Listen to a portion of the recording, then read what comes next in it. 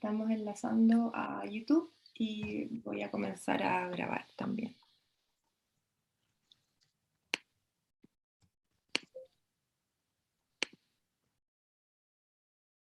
Puedes comenzar, David.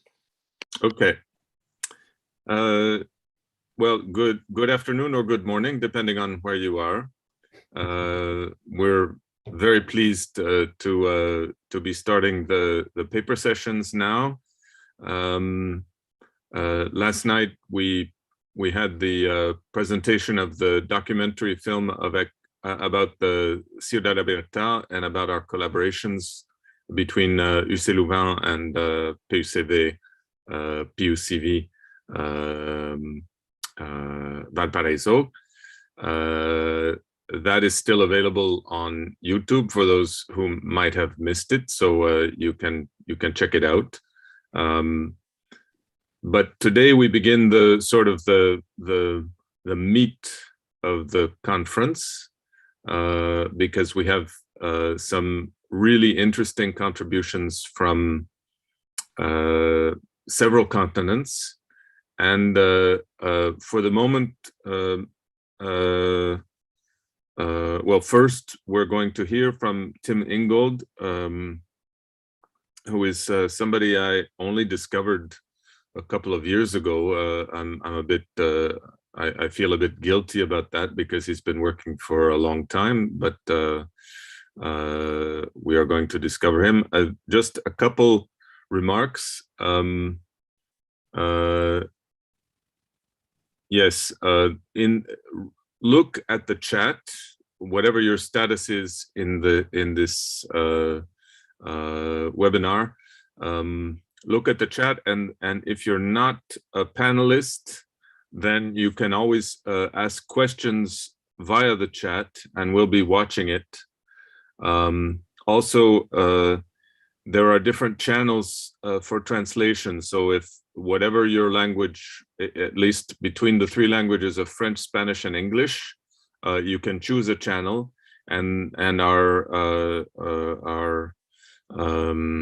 incredibly competent team of translators will be taking care of making sure that you can hear things in the language that you're most comfortable with. And finally, if you can, please mute your mic and possibly maybe your video as well, just to make sure that we get enough bandwidth for everybody, because this is a scarce resource, as you know. Those are preliminary remarks. All right, so I'm just going to introduce Tim Ingold, who, as I said, we're very pleased to have with us. He's a professor emeritus of social anthropology at the University of Aberdeen and a fellow of the British Academy and the Royal Society of Edinburgh. After 25 years at the University of Manchester, he moved in 1999 to Aberdeen, where he established the UK's newest Department of Anthropology. He's carried out ethnographic field work among the Sami and Finnish people in Lapland, and has written on environment, technology, and social organization in the circumpolar north, the role of animals in human society, issues in human ecology and evolutionary theory in anthropology, biology, and history. In his more recent work, he's explored the links between environmental perception and skilled practice, and he's currently writing on issues on the interface between anthropology, archaeology, art, and architecture. Among other works, he's the author of The Perception of the Environment, Lines, Being Alive, Making, The Life of Lines, Anthropology and as Education, Anthropology, Why It Matters, Correspondences, and Imagining for Real. Having read a couple of his books, Lines and Making, at any rate, I can testify to the relevance of his work and thinking to architecture and urbanism and the environment in general. As I say, we're very pleased to welcome him now. So Tim, I give you the floor. Thank you very much, David, and thank you for having me. It's a great honor to be with you. So I've got a talk here. It's called Making, Growing, Learning. Making things has always tended to be pushed to the margins of an educational system that prioritizes the intergenerational transmission of academic knowledge. And this marginalization rests on the supposition that to make something is simply to execute in bodily and mechanical practice knowledge that has already been transferred. It may be deemed to play a role in skills training or in preparing students for the world of work in which their knowledge is to be applied, but this training and preparation are said to take second place to the learning through which knowledge is first acquired. What I want to do in this talk is to challenge this model of making after learning. I claim that making lies not on the periphery, but at the heart of a process of learning in which knowledge is not so much transferred as grown, and that this growth, far from being confined within generation after generation of students, that this growth is brought about by teachers and students of different but overlapping generations working together. Making then doesn't afford an exit from learning at the point where acquisition gives way to application. On the contrary, making is the very impulse that drives the learning process from within. Well, of course, words like making and growing can have many shades of meaning, and there's little to be gained from trying to come up with exact definitions or to legislate on how the words should be used. For example, one can make an instrument, make a bed, make love, make hay, make fire, and each entails a different sense of making. Likewise, one can grow a beard, grow potatoes, grow weary, and again, growing means something different in each case. But I do want to highlight a contrast between the focus on outcome and the focus on process. Making generally invites the question, well, what are you making? To which the answer is whatever you hope eventually to come up with. With growing, by contrast, it's more a question of what is going on here?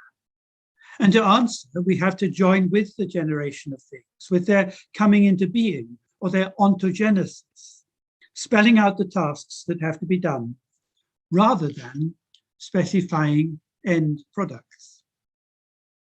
Now, this distinction is precisely parallel to one that the philosopher Martin Heidegger drew in a celebrated essay called Building, Dwelling, Thinking, on which I've modeled my title for this talk, Making, Growing, Learning.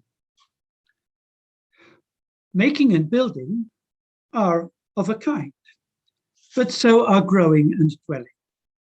What building was to dwelling for Heidegger, making is to growing for me. Now, in his essay, Heidegger argued that rather than dwelling going on within building, we should think of building as going on within and conditional upon a process of dwelling. We do not dwell because we have built, as he put it, but we build and have built because we dwell. That is because we are dwellers. In short, Heidegger turned the conventional order of building and dwelling back to front. And this is precisely what I aim to do with making and growing. We make because we grow, and we grow what we make. And just to be clear, this is a question of priorities, not of alternatives.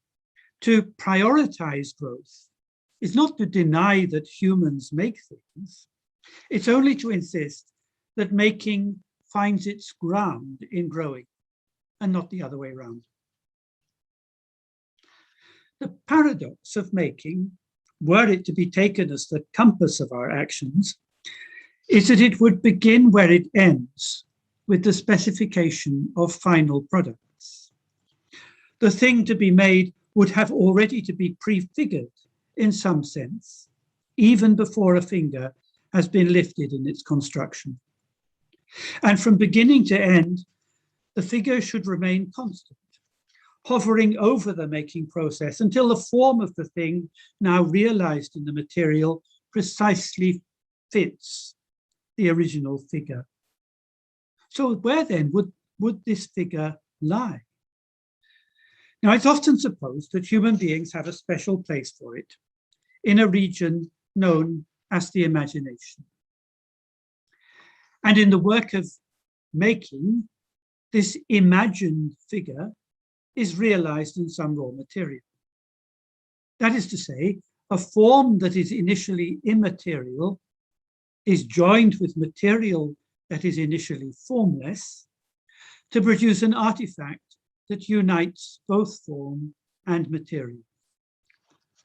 This is the so-called hylomorphic model of making. It comes from the Greek hyle, meaning material, and morphe, meaning form. It's a model that's come down to us all the way from Aristotle. You begin with the figure and finish with the artifact. In between start and end points, however, stuff happens. Materials are mixed, bent, shaped, transformed. There's a sort of growth, a becoming, but it's a growth that is bracketed between the start and end points of making, between the initial idea, what I've called the figure, and the final form. So we could call this model growing in making. And that indeed is how it might look to a visitor from outside the working environment, such as a client or a customer or an owner-manager with little or no practical experience of what goes on in the working environment itself. The visitor would recognize the end results and judge them by comparison with initial expectations, while preferring not to dwell on what happens in between. Growing then is hidden inside the box of making. Researchers with backgrounds in cognitive psychology, trained to place the operations of the intellect before their practical enactments, whether bodily or mechanical, are inclined to adopt a similar perspective. It is supposed that the creative part of invention is attributable entirely to the capacity of the mind to reassemble ideas into novel combinations. Translated into the world of commerce, we find the same logic at work in the attribution of product innovation to the intelligence of a design process that lies in the novel recombination of ideas. The rest is mere execution. And much of the hype that currently surrounds making taps into these preoccupations. From fab labs to sandpits, places of making are turned into havens for self-styled creatives to engage in tournaments of intellectual juggling or bricolage, while the productive engagement with materials that actually gives rise to things is reduced to little more than the three-dimensional equivalent of a printout. Washed in the high tide of postmodern consumerism, the novelty of ends triumphs over the promise of perpetual beginning. And yet for practitioners who are inside the process, in amongst the stuff and tackle of their trade, this promise is paramount. All in what they do move stuff across a threshold from old life to new. Think of the potter giving clay from the soil a new lease of life in the emerging form of a vessel, much as the hands of the midwife deliver new human life into the world. Or think of the shipwright introducing timber felled into the forest introducing timber felled from the forest to a new life at sea, or the weaver turning fleece that once grew on the backs of animals into cloth to cover the bodies of human wearers. From this inside perspective, the maker reappears as a demiurge who stands on the cusp, tasked not with bringing matters to a head or designs to their conclusion, but with launching new beginning or giving birth to a world. This is what I call making in growing. Now, makers in this sense can still be conjurers or bricoleurs. There is a deviousness in their art and a capacity for improvisation that aims to get around things rather than to join them up. But the improvisation of making in growing is quite the opposite of the innovation of growing in making. It is the fount of renewal rather than the hallmark of novelty. Real bricoleurs have a feel for the materials with which they work and breathe new life into them, even in the course of their reassembly and reuse. The verb bricoler, the French verb bricoler, originally indicated a movement off the expected path, a swerve. So with making and growing, you enter into the grain of your materials, causing the course of each to deviate in such a way that they not only adhere, but also cohere. That is to say, they're not just added up like the fragments of a mosaic, but go along together like the strands of a weave. So time enters constitutively into the process of production. So what happens then to the imagination? Now, we don't deny that the maker has an idea in mind, but ideas don't come out of nowhere. And nor can their manufacture be attributed on the model of growing in making to a prior intention or design, as if the idea itself were first shaped by uniting the design with the formless material of thought. For this logic could only lead to an infinite regress. We would have to posit inside the mind of the maker another mind that makes its ideas, and inside that another, and so on. This regress is the curse of cognitivism, which looks ever inwards for the ultimate source of creative endeavor. But imagination is not on its own, nor does it conclude with the idea. On the contrary, to imagine is to mix and stir the ferment of one's own thinking with the generative fluxes of a world that is ever on the boil. The imagination of the maker is already dreaming of the new life the stuff they're working with will lead, even as acts of making birth them into it.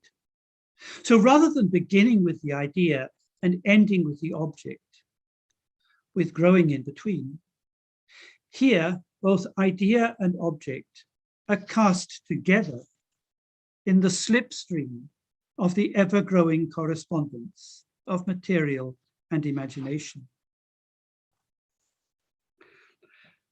Now, this is true of people too. Indeed, the distinction I've drawn between growing in making and making in growing applies as well to the human life cycle as to other things made and grown. It is conventional, at least in so-called Western societies, to assume that growth in both body and mind is confined to the life cycle of the individual. It starts at conception, at which point it is supposed that a program is already established for the individual's subsequent development, laid down in their genetic constitution. It is characteristic of human beings, however, that this program is so loosely specified that it is insufficient on its own to set a viable life course. It rather directs the individual to acquire further instructions from others of its kind, whether they be parental figures or others who serve in one way or another as mentors, In a word, the individual is required to learn. Now, as a shorthand for the content of what is learned, it's become usual, at least in my discipline of anthropology, to co-opt the concept of culture. Accordingly, the individual is set up with a dual prospectus, part genetic, part cultural, in the expectation that they will devote their life to its fulfillment.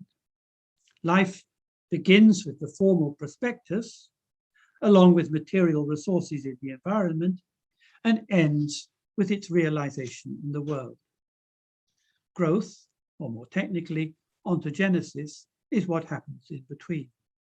So that's the model of growing in making applied to the human being.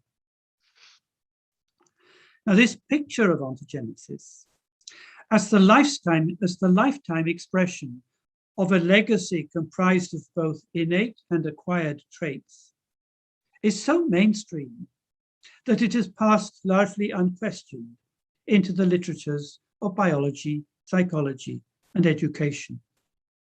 It implies a radical distinction between the transmission of information across generations, whether by genetic replication or cultural learning, and the expression of information within generations.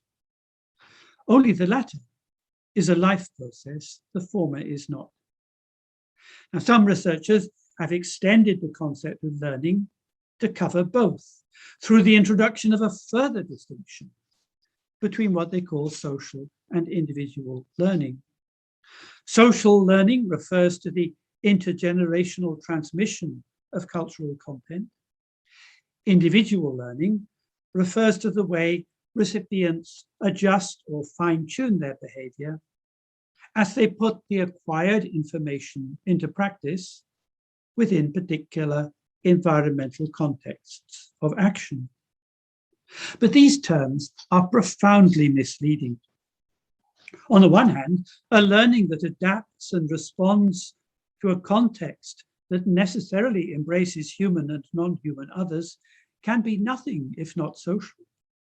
And on the other hand, the model learning as the transmission of information is to isolate both source and recipients for purposes of analysis from any relational involvement whatsoever. Indeed, the supposition that knowledge is acquired through social learning independently and in advance of its practical application in the world leads to an infinite regress of a kind that we've already encountered with the logic of growing in making. And here it comes down to the question of meaning. Gifted with language, humans can tell of their plans. They can, in principle, explain what's to be done in words, possibly augmented by additional non-verbal signs. And others, keen to know, can listen. But if they are to learn anything at all, these signs have to carry some meaning. Now, in the transmission model, this meaning must come pre-attached, because how else would it be imported ready-made into contexts of action? Yet, if the meaning of a sign is to be read off in advance of its enactment, the recipient needs already to be in possession of a key.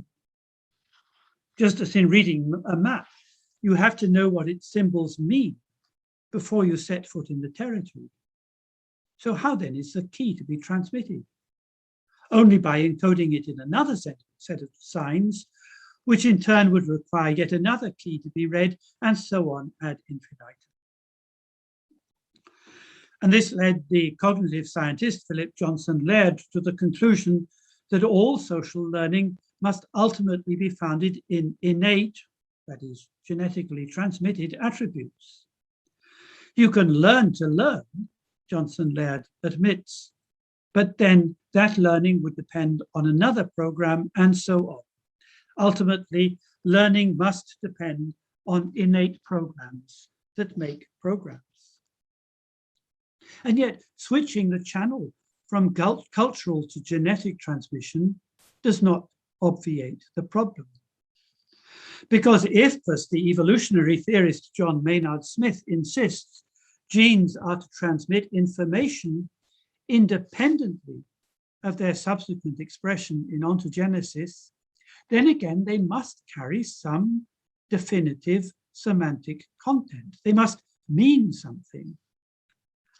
Now, the individual is said to receive this meaning at the very start of life, and in ontogenetic development to translate it into the mature form. And yet, how can this meaning be received unless some code is already in place by which it can be read from the genetic script? And needless to say, no such code has ever been discovered. Instead, biologists have had resort to a circular logic by which meanings abstracted from developmental outcomes are read into the genes as though they were there from the start and was responsible for bringing these outcomes about. So the basic fallacy, in the words of the philosopher of biology, Susan Oyama, is to suppose that information can pre-exist the processes that give rise to it. Now, there's only one way to get around this fallacy, and it is to acknowledge that the meanings of words, as indeed of genes, are not pre-attached, but gathered from the very processes of ontogenetic development, that is of growth, in which they are in play. Life, then, is not the expression or realization of a prospectus already written for it, but the never-ending process of writing and rewriting the prospectus itself.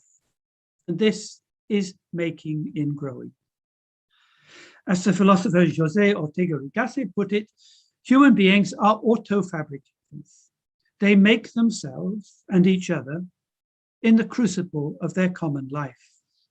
What they are or what they are destined to be is fixed neither in nature nor in tradition, but is always work in progress, for which they bear a collective responsibility.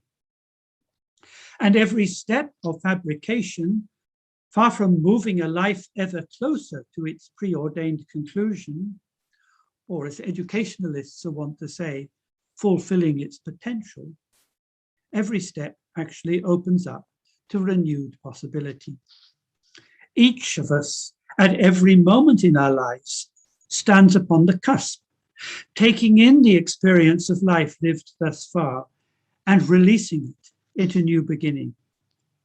Life may be infused with potential, but this potential is not a limited good, ultimately exhausted in its fulfillment. It is rather what the philosopher of education, Tyson Lewis, calls pure potentiality, freed from its subservience to actualization. So what really goes on when people learn things? Well, engaged in a common task, they may vary in proficiency and experience. Some are already masters, others are still novices. As the former demonstrate what to do, the latter observe intently, coordinating their observations with their own movements so as to get the feel of things for themselves. After much practice, novices eventually grow to be as proficient as their erstwhile mentors, only to become mentors in their turn. Looking back, we might remark on how the knowledge of one generation of practitioners has been successfully restored in the next, albeit not without stylistic variation or even improvement. But to pretend that it has been transmitted is to start from the wrong end. Cross-generational stability is a measure of the convergence of developmental outcomes, not of the transmission of formal models for enacting them. As the sociologist Pierre Bourdieu has it, in learning, the novice copies not models, but other people's actions. And meaning arises out of the action. It is discovered a posteriori, not transmitted a priori. And it's in the wealth of meaning that practitioners draw from the collective experience of carrying out a range of tasks in an environment that their cultural knowledge resides. Far from being transferred intact from master to novice, it is continually co-produced in the course of their collaboration. So knowledge doesn't descend from generation to generation, but is regrown in each through the practical overlap of generations as they carry on their lives together. What every generation brings to the next are the conditions of development for this regrowth to occur. It follows that practices are not passed on through social learning, nor are they subsequently implemented through individual learning. They are ever produced anew, or literally reproduced, in the context of environmentally situated collaborative work. In short, the distinction between social and individual learning is inapplicable to any real-world contexts of intergenerational collaboration. They are but two words for the same thing, namely a process of mutual attention and response that tends towards convergent outcomes. Now, over a century ago, the great philosopher of education, John Dewey, argued that the values and beliefs a social group seeks to engender in its immature members cannot be installed by direct conveyance. They can only be learned indirectly through the intermediary of the environment. Since it's about opening up to others, attending to them, and attuning to their doings in one's own developing capacity to respond, learning, as Dewey recognized, is intrinsically ecological. And this means thinking again about generations. We tend to imagine every generation as a cohort that occupies its own slice of time in a sequence in which each is destined to replace its predecessors. Thus, generations follow one another like layers in a stack, with earlier generations sinking ever further into the past, as later ones are layered on top. With this stratified conception of intergenerational succession, each generation, as a captive of its own time, can receive nothing from the past, save that which can be represented in some transmissible form, independently of its lifetime achievement. This is the source of the distinction between individual and social learning, the one a life process but not intergenerational, the other intergenerational but not a life process. But an ecology of learning puts paid to this distinction, for it forces us to recognize that generations are not layered vertically, but aligned longitudinally. We could picture them perhaps as the strands of a plaited braid or rope. Every strand is so long, but as fast as old strands give out, new ones are introduced so that the braid or the rope itself can continue indefinitely. And what holds it together and prevents it unraveling is the friction of their contact. So it is that by carrying on their lives together, the old and the young can lay an assured path for generations to come. Now, throughout history, indeed, this is predominantly how human lives have been lived. Youngsters have grown up hearing the stories and observing the practices of their elders, both discovering the meanings of the stories and developing skills of practice in the passage of their own experience, and becoming storytellers and practitioners in their turn. Yet by and large, this is no longer true today. There is no expectation in our modern world for generations to work together. On the contrary, each generation takes it upon itself to rework the legacy of the past into novel formations. Innovation, not renewal, is the name of the game. The reasons for this shift in how we think about life and learning are complex, having much to do with capitalism's erosion of domestic modes of production and with the redeployment of educational functions from the family to the state. And these are beyond the scope of what I have to say today.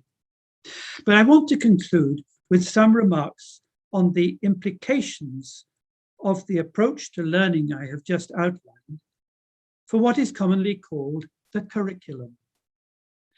Because if, as I've suggested, learning is a process of renewal that continually turns endings into beginnings, if it is ever on the threshold of new life, then we can hardly think of it as proceeding through pre-mandated steps towards a conclusion. How, in that case, can there be such a thing as a curriculum? Well, the word curriculum comes from the Latin correre, meaning to run. It is literally a running course, like a racetrack.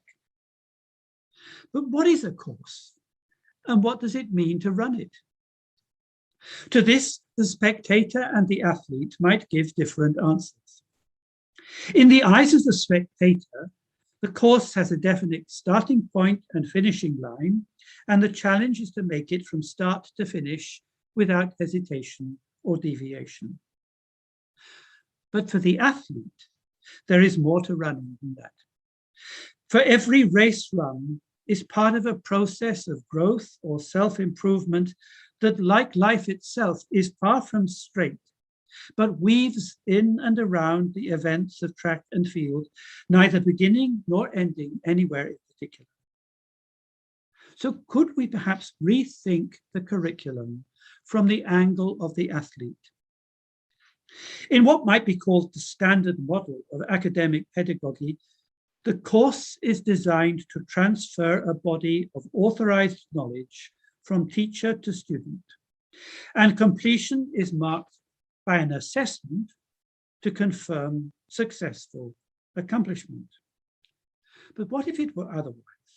What if our pedagogic aim were not to work towards the closure of a subject or topic fully understood, but to open a path and to follow where it goes? And what if this aim were not relegated to the margins of the academy, as it is at present, but placed at its heart? This, I think, is what it means to put making back inside growing. As the athlete runs for life and not just to cross the finish line, so the artisan strives for perfection in their craft, and the scholar seeks learning through study. Making for the artisan, as study for the scholar, is a way of growing into knowledge as knowledge grows in them. The parallel between craft and study applies even to the most nominally academic of disciplines. It's not that some subjects are so theoretical, so enveloped in propositional language that they can be learned only through formal instruction, and that other subjects are so practical, so resistant to verbal expression, that they can be learned only by doing. Appeals to the allegedly embodied or tacit knowledge of crafts serve only to perpetuate their expulsion to the margins of the academic curriculum. And yet craftspeople are thinkers too, and can be as eloquent about their disciplines as anyone else. Conversely, academicians would be the first to admit that their thought would dry up were it not animated by bodily experience with vital materials. At the end of the day, remarked the biochemist and theoretician of chaos, Otto Rössler, mathematics is no more than pottery. But he might as well have said that pottery is no less than mathematics, or indeed that craft, as a way of making and growing, is the equal of any philosophy. Thanks a lot.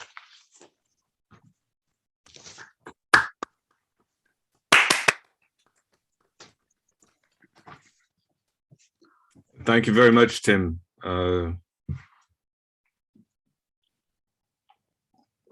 That was a really nourishing talk. We very much appreciate your being here and being with us.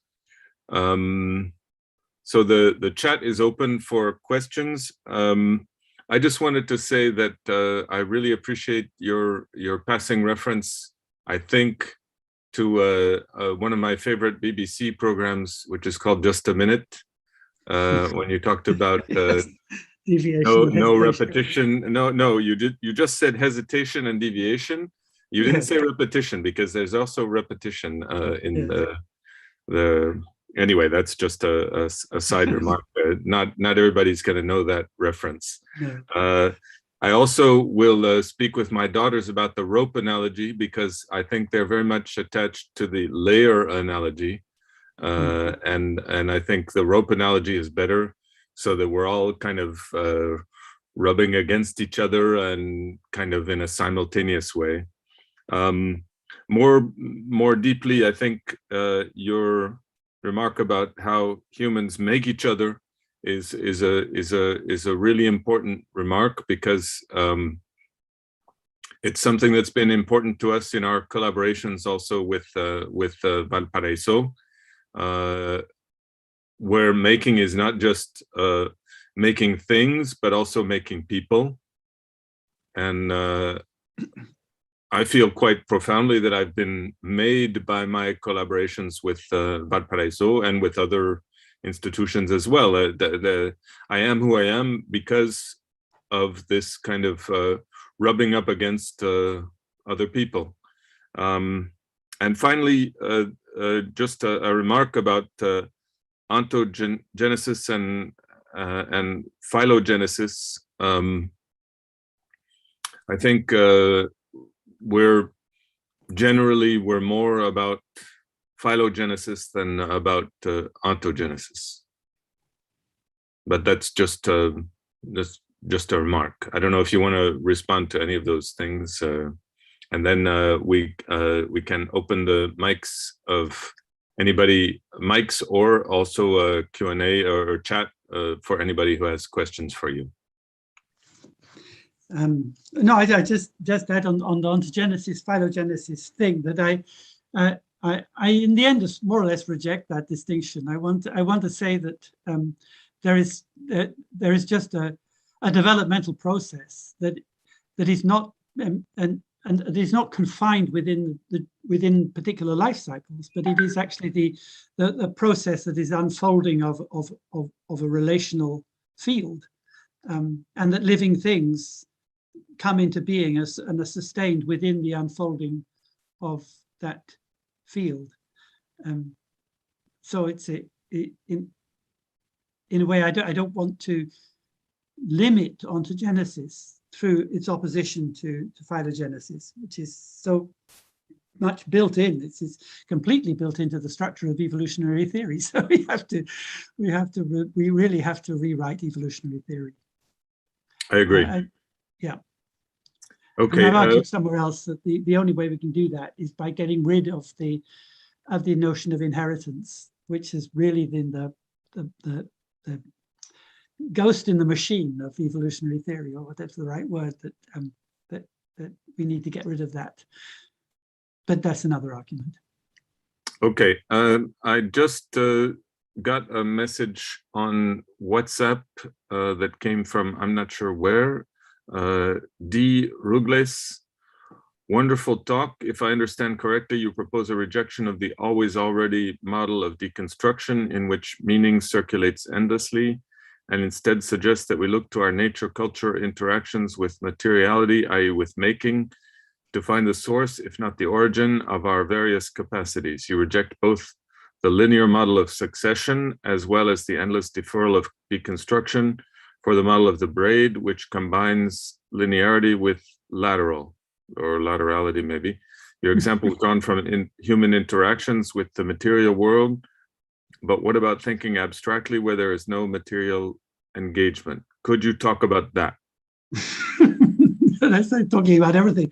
First of all, I do want to get away from nature culture talk, and then this dichotomy is not helpful. And in anthropology, we've spent a lot of effort trying to find an alternative language for talking about this, and along with that, the idea of we can talk about capacities, but whatever capacities we might think we have are also things that have to develop.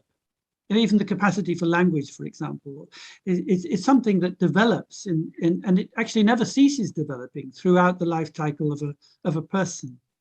One's way of talking is changing all the time throughout one's life. And so what I'm really arguing for is getting beyond the dichotomy of the vertical and the lateral towards the longitudinal. So much of our thinking is modern thinking is structured in terms of a dichotomy between the lateral and the vertical. Synchrony diachronic, for example. There's a synchronic slice through time, that's horizontal. There's the diachronic succession, that's vertical. Ontogeny, phylogeny. Ontogeny horizontal, phylogeny vertical. And in trying to bring in the metaphor of the rope or the braid, I'm trying to say that it's neither up nor across, but along. We have to think longitudinally, like putting lives lengthwise, making lives overlap lengthwise, so that, as you said, they kind of rub up against one another. And it's the friction of that rubbing up against one another that actually gives the rope its strength, its tensile strength and durability. Okay, good. So that, yeah. We have Ana Valderrama who wants to speak. Ana, can you turn on your microphone? Yeah, hello. Well, first, I am grateful to be here listening to you, Tim.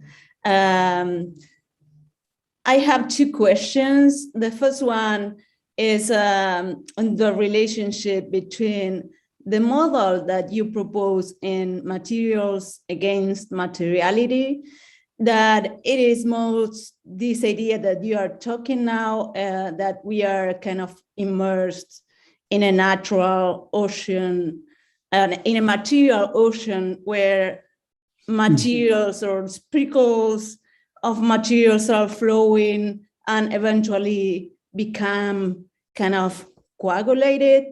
And then how is it related with the spider's net that you talk in your book when you kind of criticize the ant, telling the ant that we always kind of leave traces, material traces in our relationship, and what it is important is that. This is the first question. How are these two models related?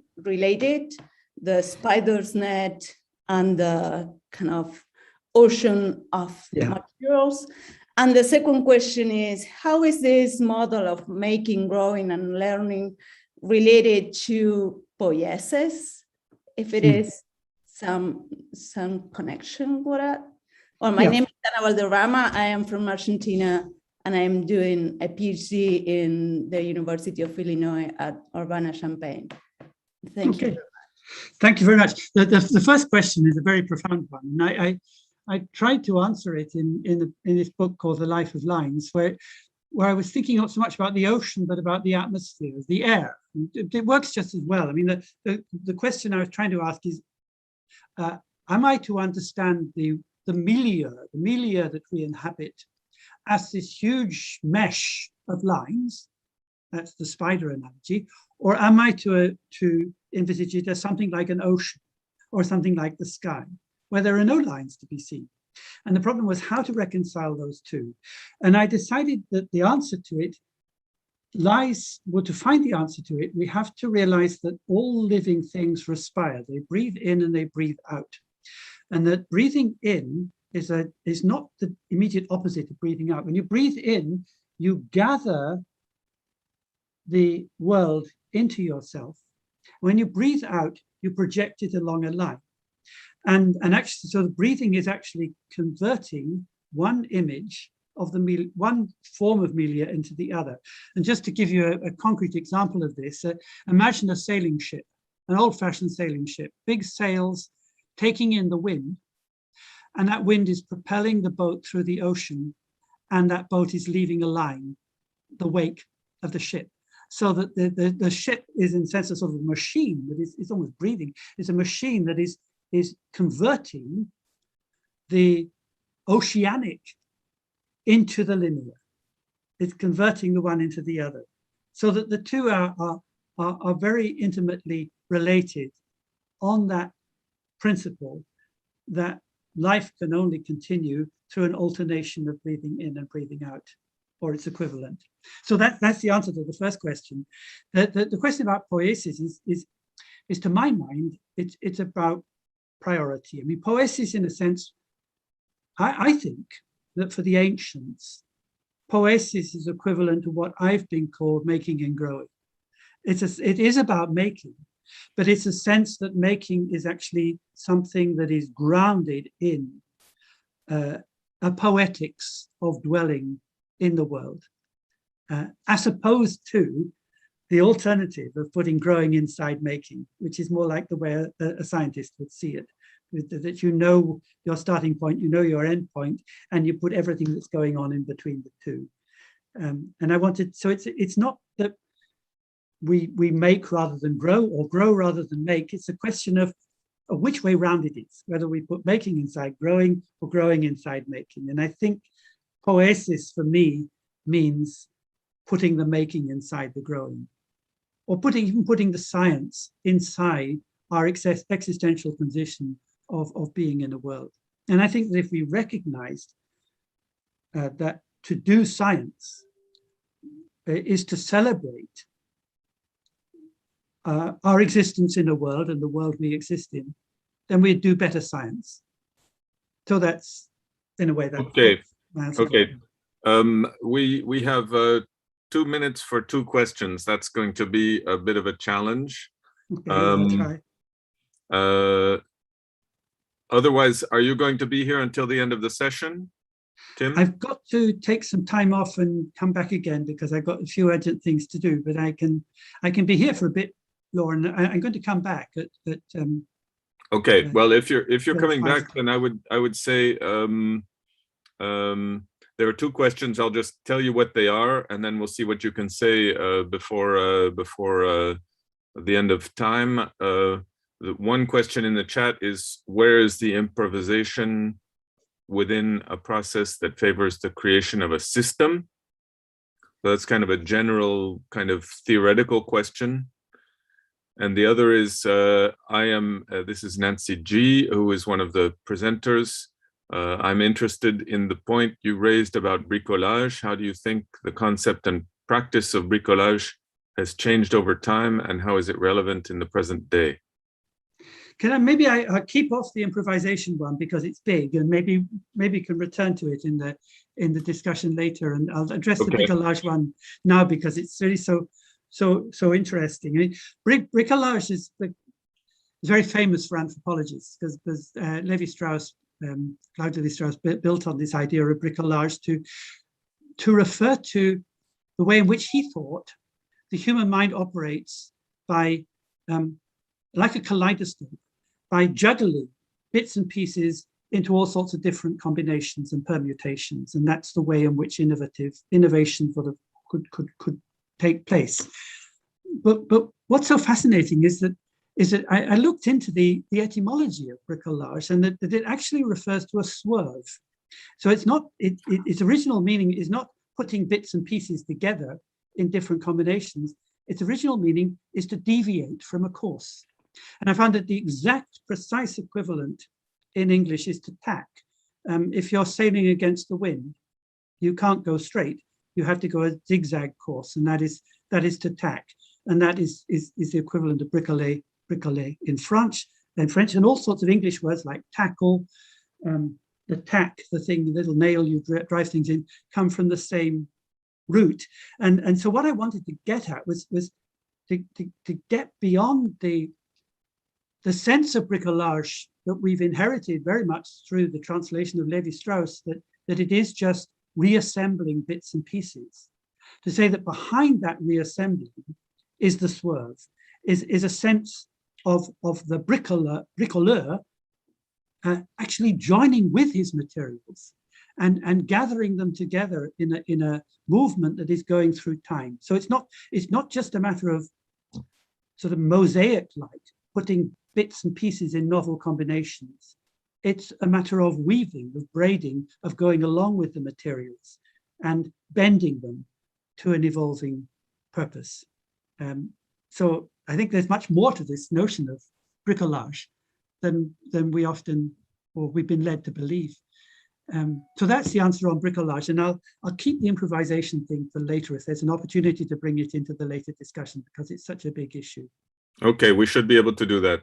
In the meantime, I propose that everybody opens their microphones just for a moment to applaud Tim and to thank him for his wonderful talk.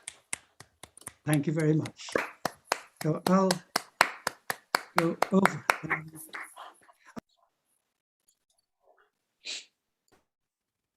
You're mute.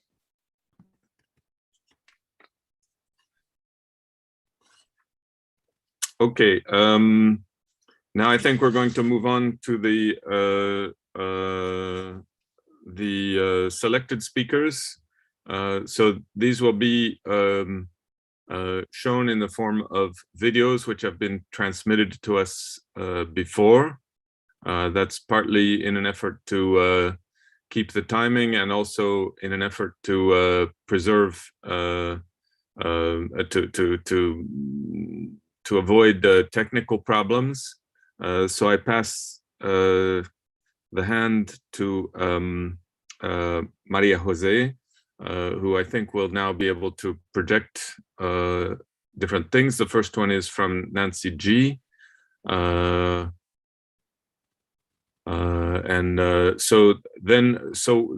the idea is that we go from we do the 1, 2, 3, 4, 5, 6 next speakers, then we take a short break, and we'll be back at 12:10 or 16:10, depending on your time zone, for the round table. And I hope at that time Tim will be back with us so that he can answer this other question that was on the board. And in the meantime, if you have other questions, don't hesitate to put them in the chat for the various speakers, and we'll try to make sure that we handle everybody's questions.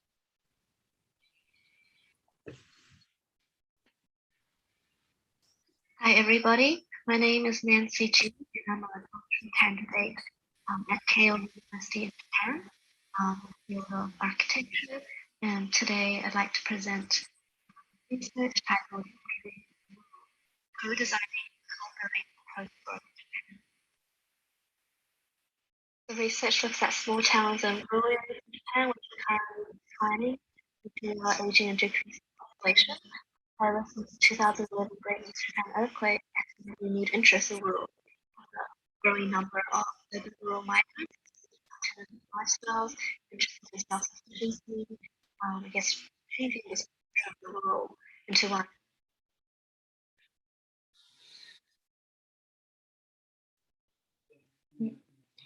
Just give me 1 second. I'm going to deactivate my channel.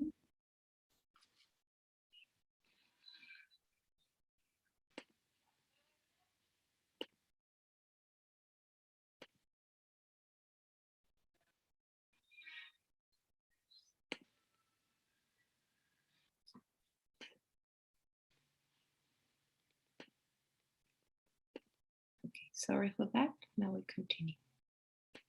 Has opportunity and potential with cheaper rent, more opportunities for work-life balance, and so on.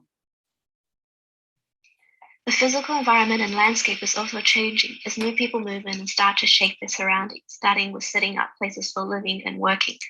Thus, the questions I aim to answer in my research is to find clues on how Japan is adapting to a post-growth society by studying architectural transformations outside large urban centers.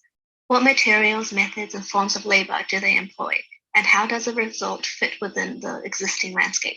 And ultimately, how do these transformations contribute to the remaking and reinvention of contemporary rural Japan? One of the biggest challenges in Japan, which I also argue is one of the most untapped potentials, is the rise in the number of vacant houses, which has been steadily growing. And in the last survey in 2018 totaled more than 8 million. So that's more than 12% of the total housing stock in Japan, and many of them are found in these more rural areas. Therefore, I argue that we also should look at these rural areas rather than the big cities, rather than those buildings designed by architects, but look at the rural as a fertile ground for experimentation to understand what kind of architecture and who is contributing to the remaking of this rural landscape. I now want to introduce my study site, which I'm currently conducting my fieldwork, which is in the settled inland sea. I spent 2019 doing a broad survey of different areas. And last year, due to COVID, I was in Australia doing mostly virtual online interviews. And this year, since January, I've been living in the field study area. I also started noticing there was a lot of these smaller scale, more local interventions, often done by non-architects. So a lot of them are by urban to rural migrants who moved to these smaller towns and islands, wanting to set up a new life. And a lot of these are like cafes or ateliers, studios, galleries, places where they could live and work. And so I wanted to really focus on these more bottom-up examples and adopting what Atelier Bow has termed architectural ethnography, which not only looks at the final product, but tries to understand the motivations behind these projects and, really the process of how they're being made, who's involved, and this kind of new way of revitalization. Some examples of projects that I've started documenting. This is a cafe opened in 2018 by 2 migrants from Tokyo on an island of 400 people. They found an abandoned kindergarten and asked the town to rent it to them. And over the space of 6 months, with the help of local people and also a carpenter friend, they renovated the interior using materials mostly found from other vacant houses on the island. This idea of like reusing, repurposing, cleaning the wood and trying to use as less money as possible. And they said the only thing they purchased was the air conditioner and the lights, and all the cutlery, plates, and everything was also donated or found from other places. Another thing to note was that a lot of the local people, including these local kids, also came to help, and they were also involved in this co-building. It's very hands-on, low-tech kind of building process. The method of designing as well, there's no architect involved, so there was a lot of trial and error and co-creation. For example, they tried to reuse some windows they found in one of the front walls, and rather than doing any drawings, there was a lot of piecing together different combinations, taking a photo, and then choosing the best combinations together.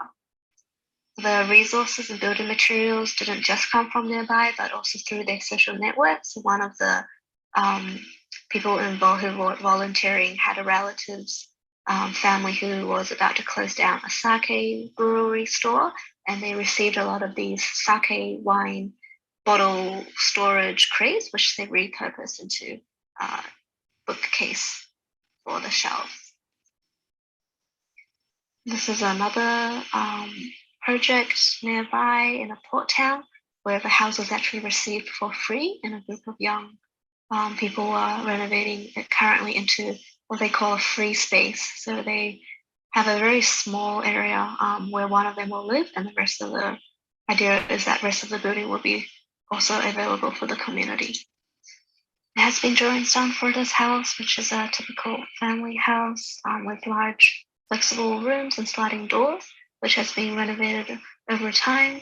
The current renovation is done over a series of workshops, or like working bees, where volunteers gather for around 10 days and work on the renovations. So the proposed final project reduces the living quarters to where the former study was, and the rest of the house becomes open event space for the community.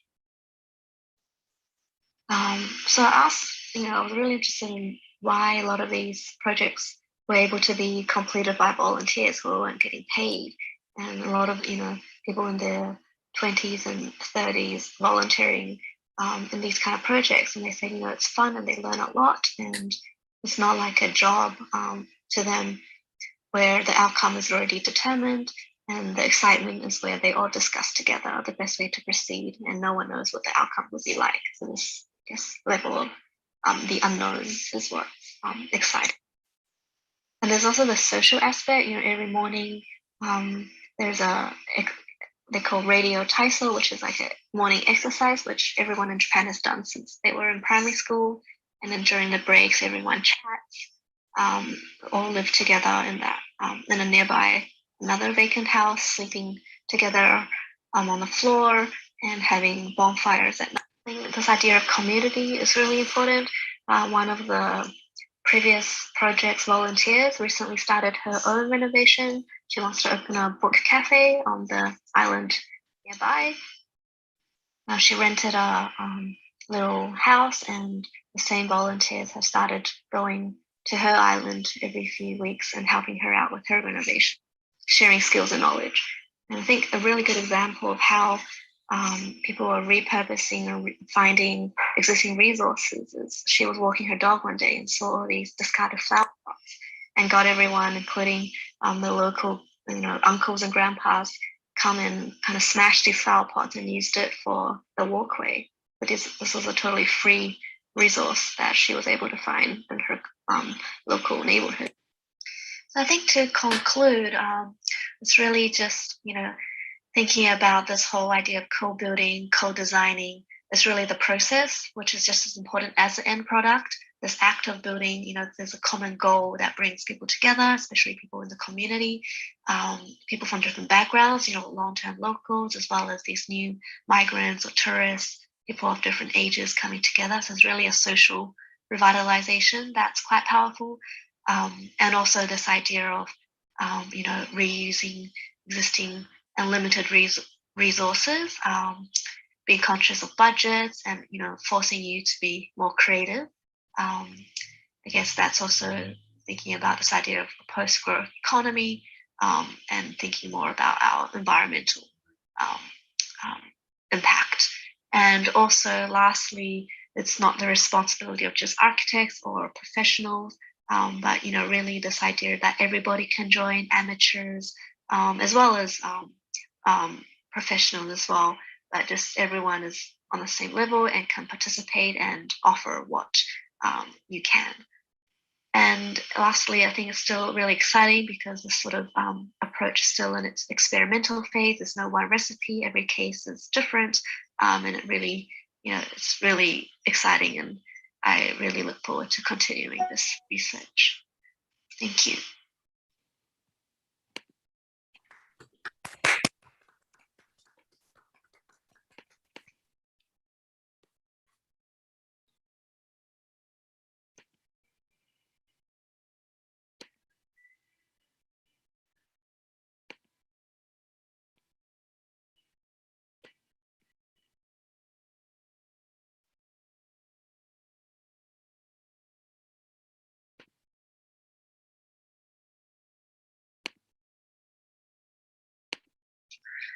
This July, 30 Boston Public School graduates and current students, Black, Latinx, and Asian American, joined together in an intensive studio workshop to learn about housing, urban planning, and architectural design for 4 weeks.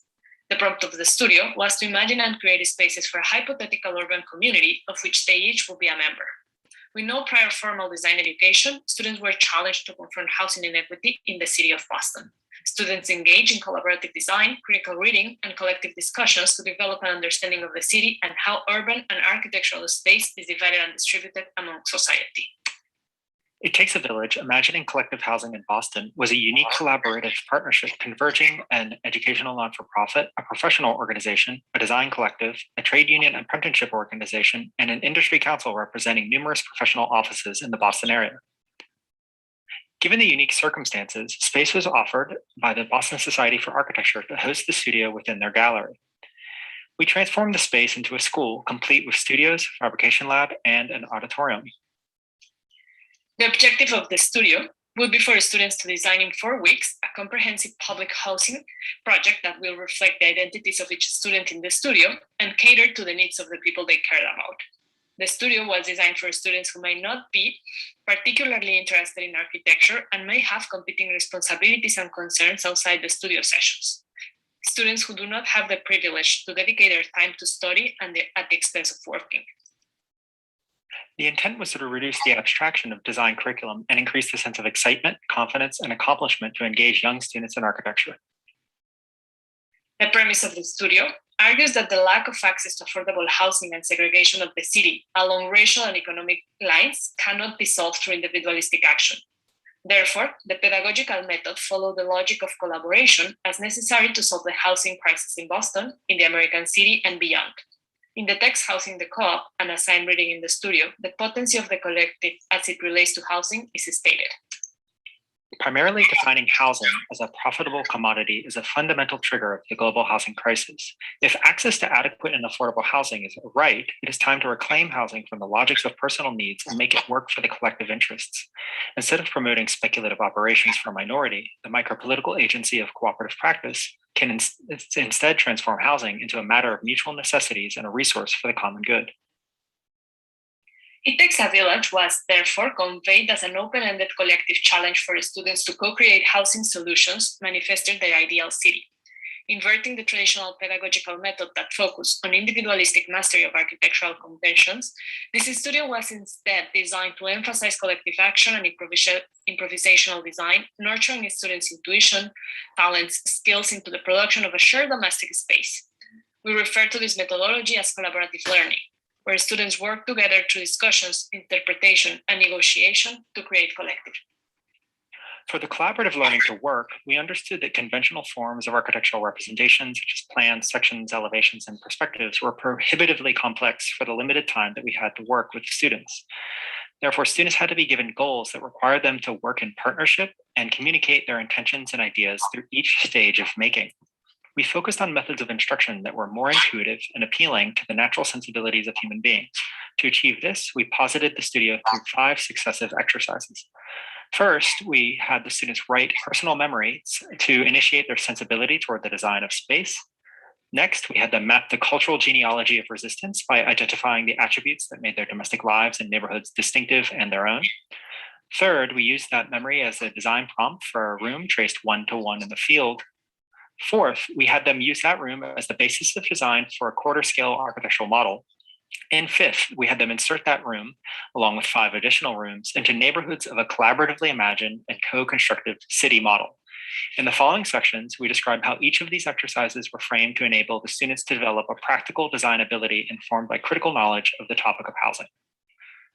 It Takes a Village asks students to contend with the issues of urban space that are inextricably related to race, class, and identity in the American society. Through a series of presentations by invited speakers, visits to exhibitions, immersions in readings, and group conversation among the studio, students learn how a space is conceived, designed, planned, and created in American cities. Moreover, they brought their own lived experience of segregation and housing instability to the studio. The studio's prompt requested students to put their voice at the forefront of their design. We asked them to look into their own community, dwellings, rooms, and public spaces to find their own cultural expressions. Starting with a writing exercise, they recollected memories that evoke home, the noises, the smells, the conversation, or any other sensorial stimulation that sparked a feeling of being at home, a feeling of dwelling. After the initial writing exercise, students began documenting their identifiable cultural expressions of home and their surroundings and drawing them in their sketchbooks. This exercise became an active investigation of spatial expressions that followed the reading of Bell Hooks, her piece, Black Vernacular Architecture as a Cultural Practice. Both the memory exercise as well as mapping of cultural genealogy of resistance were the departure point of a pedagogy that did not center on teaching students pre-established definitions of art, culture, and architecture, but instead on preparing them to search for their own creative expressions. In Bell Hooks' work, the objectives of these first two exercises were articulated in this counterpoint. Had we done an assignment that required us to think critically and imaginatively about our homes, our neighborhoods, those of us from a non-privileged background would have had an opportunity to think about architecture and design in relation to our lives, both in the present and in the future. Students were urged to think about space politically, to recognize that architecture is not only form, but that architecture encompasses the politics of property, power relations, and cultural expression. And more importantly, paraphrasing Bell Hooks, that the transformation of the space is intimately linked to freedom. Transitioning from writing and sketching to design, we asked students to draw and furnish a room of their preference at full scale. Students took over a public lawn on the Rose Kennedy Greenway in central Boston and drafted, with construction tape and measures, the plan of their room. They drew the furniture, decided on orientation, windows, and doors, and by wandering the space and drawing, they created their own narrative of how to dwell in their room. Students rapidly learned to make floor plans, or more precisely, they discovered that they already knew how to make floor plans. Moreover, unlike with a traditional drawing on paper, in an architectural studio setting, limited by scale measurement, with this exercise, they were able to understand through the physicality of their bodies and their memory, the spatial sensation of the unit that they would be working with throughout the studio. The simple beginning of work, where students focused on private space, was a way of warming up to the larger objective of creating their own community and, as in a role-playing game, inhabit that community. We inspired students to role-play as inhabitants of the imagined city while specifying only minimum room quantities and stipulating no programmatic requirements. Each of the programmatic selections within and design concepts were improvisationally generated by the students themselves as they explored their own ideas and responded to their peers' interventions in the shared model space. To facilitate design explorations, students were provided a scaffolding to organize their ideas. A single common table serving as the base of an evolving physical model, supporting an array of columns and a flexible matrix of acrylic floor plates pre-cut to a regular 5x5 dimension.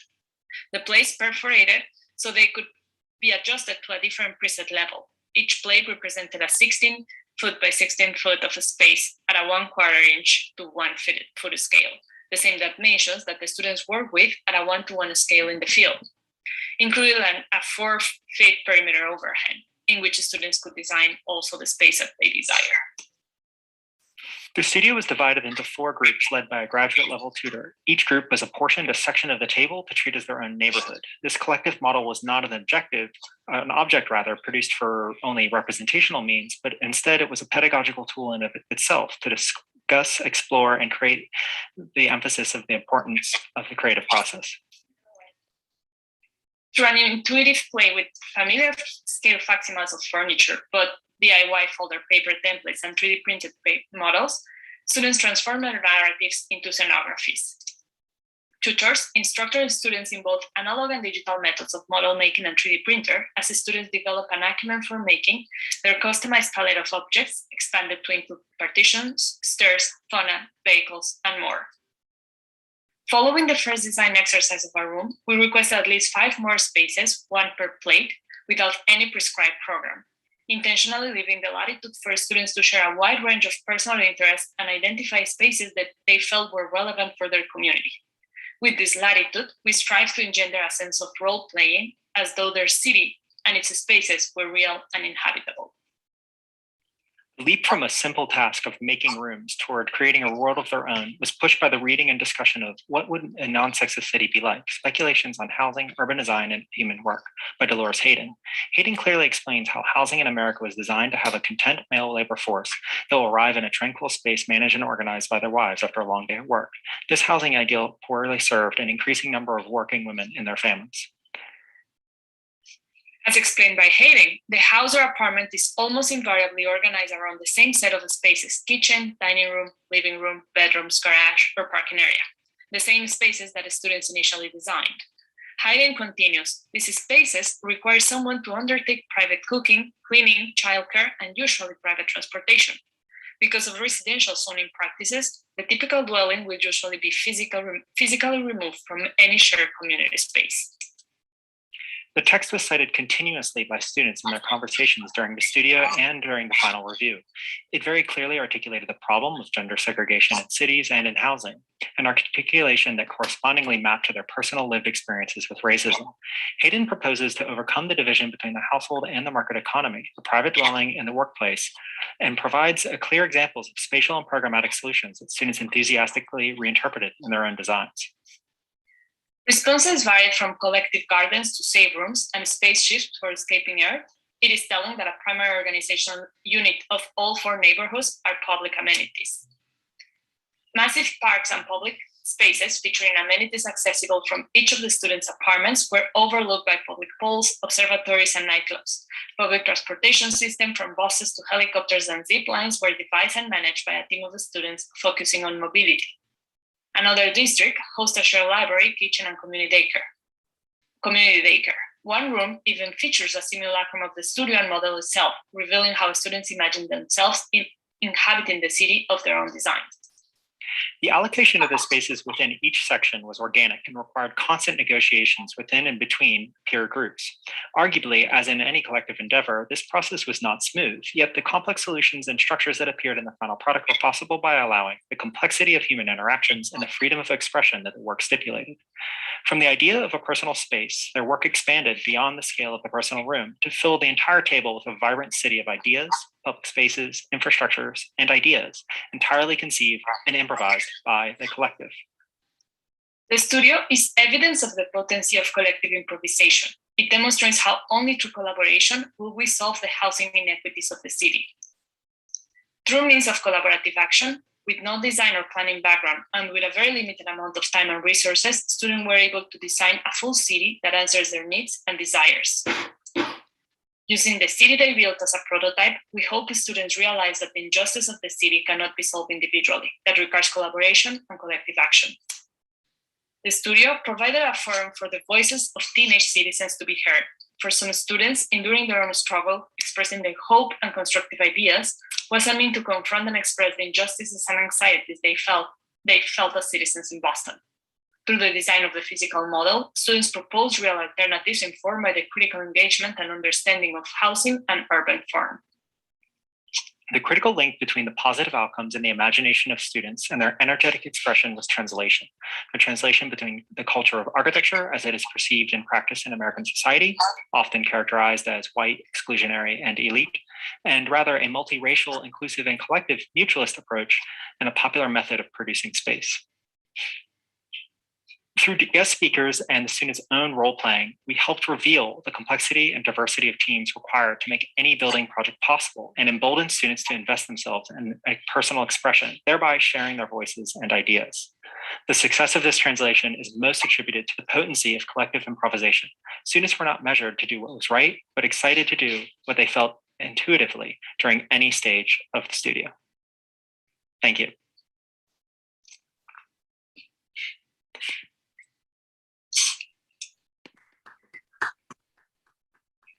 Wow.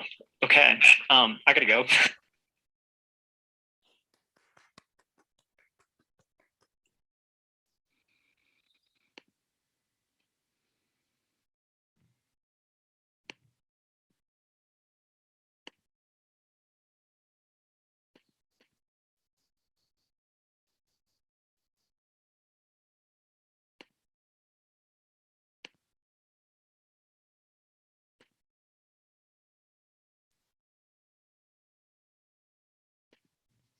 Bonjour à tous, merci pour l'invitation à participer à ce séminaire.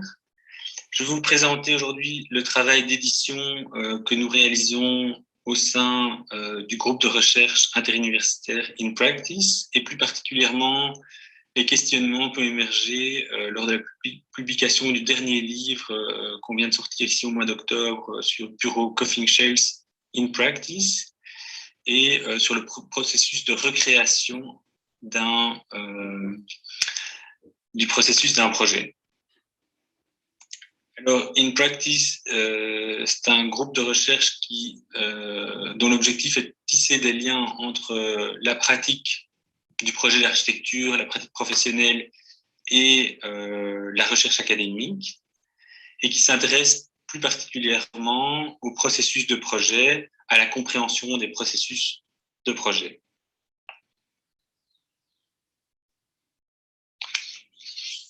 Alors au départ, In Practice, c'était des conférences au cours desquelles les architectes étaient invités à dévoiler leurs documents de travail et à raconter l'histoire d'un projet. Ces courtes conférences étaient suivies d'une conversation avec un panel de critiques, d'architectes, d'éditeurs et d'universitaires.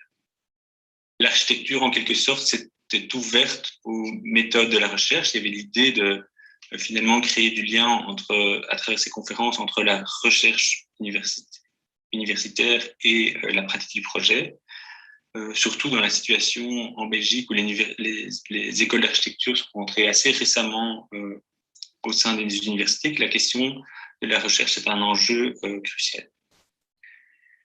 Avec le livre Philippe van der Maar et Richard Venlet, In Practice va plus loin en se positionnant au cœur de la recherche, tout en restant au cœur du travail de l'architecte. Le livre est écrit sur base du récit recueilli, ou plutôt il est écrit à plusieurs mains. Le regard extérieur et le savoir intérieur se complètent. Donc ici, Richard Venlet et Philippe van der Maar ont été accompagnés par Pierre Chabard pour l'écriture du livre. L'ouvrage dissèque la genèse d'un projet, il partage les doutes, il extrait les mécanismes qui conduisent au choix et il découvre les intuitions qui en font la poésie. De cette façon, on pourrait considérer les livres comme une plongée en profondeur dans un processus ou un travail particulier, une manière d'opérer une section, en utilisant le jargon des architectes, dans une pratique particulière de l'architecture, d'y découvrir les strates sous-jacentes et donc un discours qui la sous-tend, une théorie à laquelle elle donne forme et qu'elle incarne en même temps. Alors aujourd'hui, 3 livres ont déjà été écrits. Le premier que je viens d'écrire, le deuxième sur un projet de Ramwerk, le projet Lichterveld Youth Center, et le troisième sur une double maison du bureau Coffin-Shells. Ramwerk a été coécrit avec Bart de Croo, qui est académique, et le dernier livre a été coécrit avec Mathieu Vellner.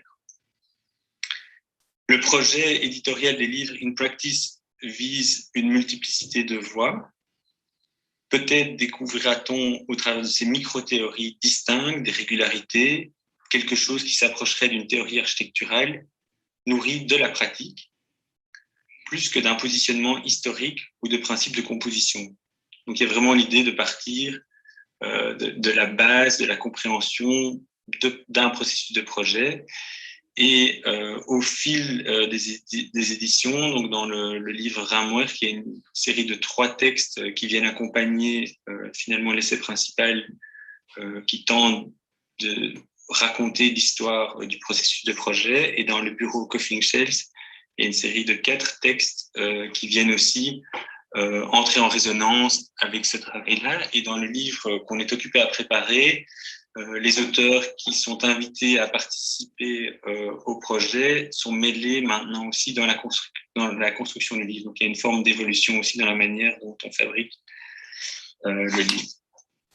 Alors je vais assez rapidement passer en revue, peut-être avec peu de commentaires ou sans commentaires, quelques images des 2 premiers livres pour que vous ayez un peu une idée finalement aussi de la mise en page et des questions graphiques qui nous intéressent en fait dans la narration de ces processus, qui se fait autant à travers finalement les images qui sont des documents de travail, des photos de chantier, des images de projets finis, que l'accompagnement textuel.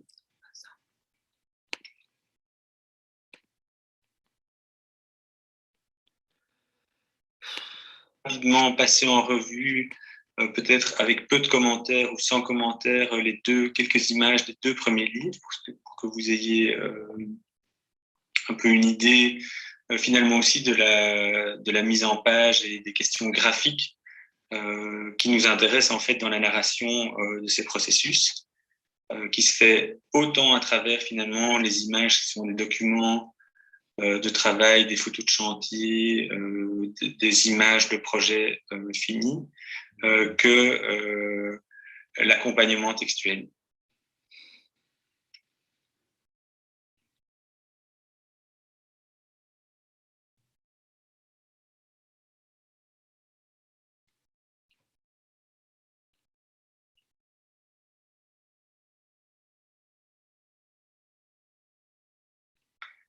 Alors, dans ce premier livre, l'histoire est plutôt de comprendre certains mécanismes qui ont été utilisés dans le processus, ce que reflètent assez bien les titres du livre, alors que le second livre est construit assez différemment.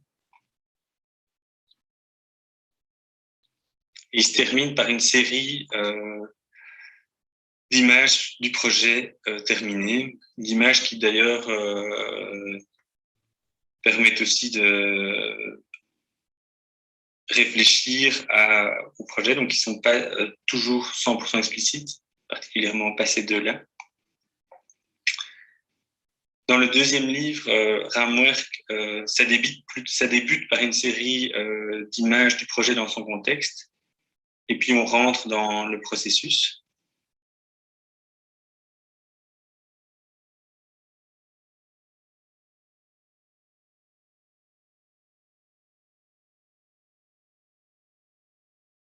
On voit ici la construction finalement de la narration du livre, avec toutes les images, l'index des images et toutes les images qui sont positionnées dans le bureau. Et le livre est plutôt ici construit autour d'éléments qui ont été déterminants dans le processus plutôt de construction du bâtiment. Et donc, comme je l'expliquais au tout début, ce livre-ci est accompagné par 3 textes qui mettent en perspective finalement le processus, la description même de ce processus de projet ou cette narration du processus de projet. Donc, les livres construisent une narration du processus de projet à travers les documents de travail et un texte qui s'adresse à un public intéressé et se positionne dans le domaine de la recherche. Par la documentation du processus d'un projet, ces livres ont différentes visées: rencontrer le grand public, montrer une réflexion sur le processus de projet, qui peut d'ailleurs être la base d'un travail de recherche universitaire, mais aussi d'être un outil d'enseignement permettant de montrer des modes opératoires dans un processus de projet. Il y a une belle phrase ici d'Inès de la Murière qui dit « Je pense aujourd'hui encore que la recherche centrée sur le corpus que représente l'évolution d'un projet, sur son processus, relève sans aucun doute de la recherche scientifique. » On voit donc qu'un cadre très large est en train d'être créé de façon évolutive et que d'une certaine manière, le fruit des ouvrages de In Practice représentera au fil du temps un échantillonnage large d'architectes, d'académiques et de profils spécifiques gravitant autour du champ disciplinaire de la pratique de l'architecture et de sa narration. Alors, pour terminer, je vais vous parler brièvement du dernier livre, où les architectes ont sélectionné une large palette de documents issus du processus de projet. Ces documents sont ensuite regroupés par familiarité au travers de thèmes dont la cohérence est matérielle et immédiate. Plafond, potentiel extension. Mathieu Wellner intervient alors pour donner corps à la narration, mais plus comme un médiateur que comme un auteur. C'est une sorte de mécanique qui est mise en place où il est demandé aux architectes de décrire très précisément l'image qui est là. Cela produit un catalogue extrêmement strict dans lequel le texte semble inféoder aux images, presque comme des légendes. Or, dans le résultat, la relation texte-image est riche de réseaux signifiants multiples, grâce aussi à la mise en page qui a été faite par Ismaël Benani et Orphée Grandhomme qui assure le graphisme des différents les livres. Voilà de nouveau ici le processus, la narration qui est reconstituée.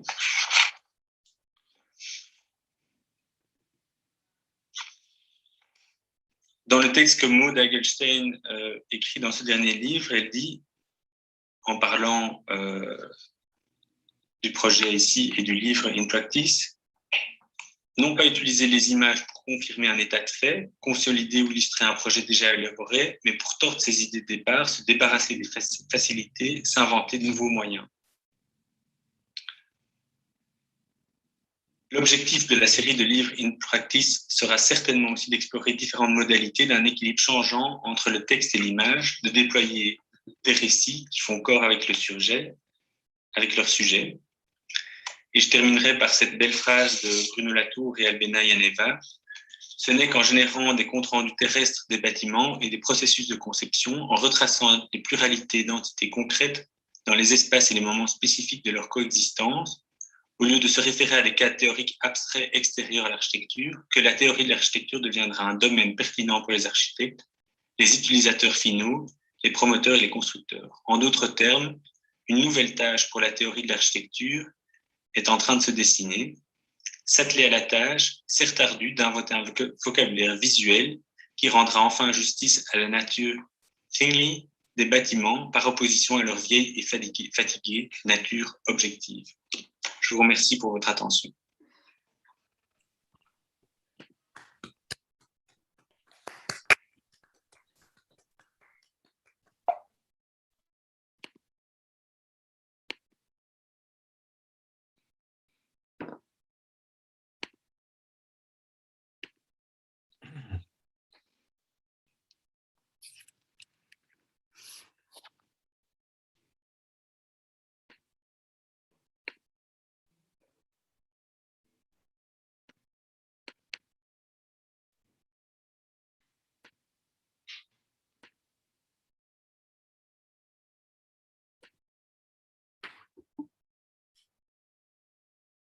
Hola, soy Belén de Mesón de la Universidad Católica del Perú y hoy presentaré Ciudades Autosostenibles Amazónicas junto con Clever.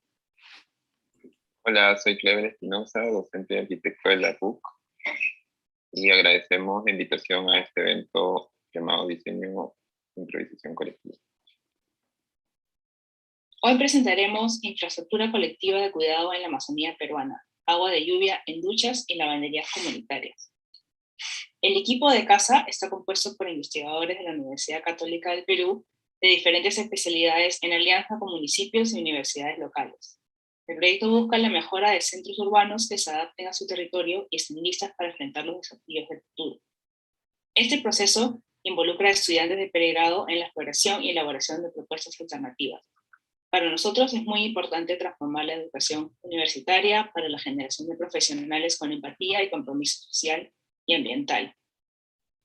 Más allá de la aceleración de los procesos de cambio a nivel climático, a nivel social y cultural propios de la globalización, es importante entender que el cambio como tal no es nuevo.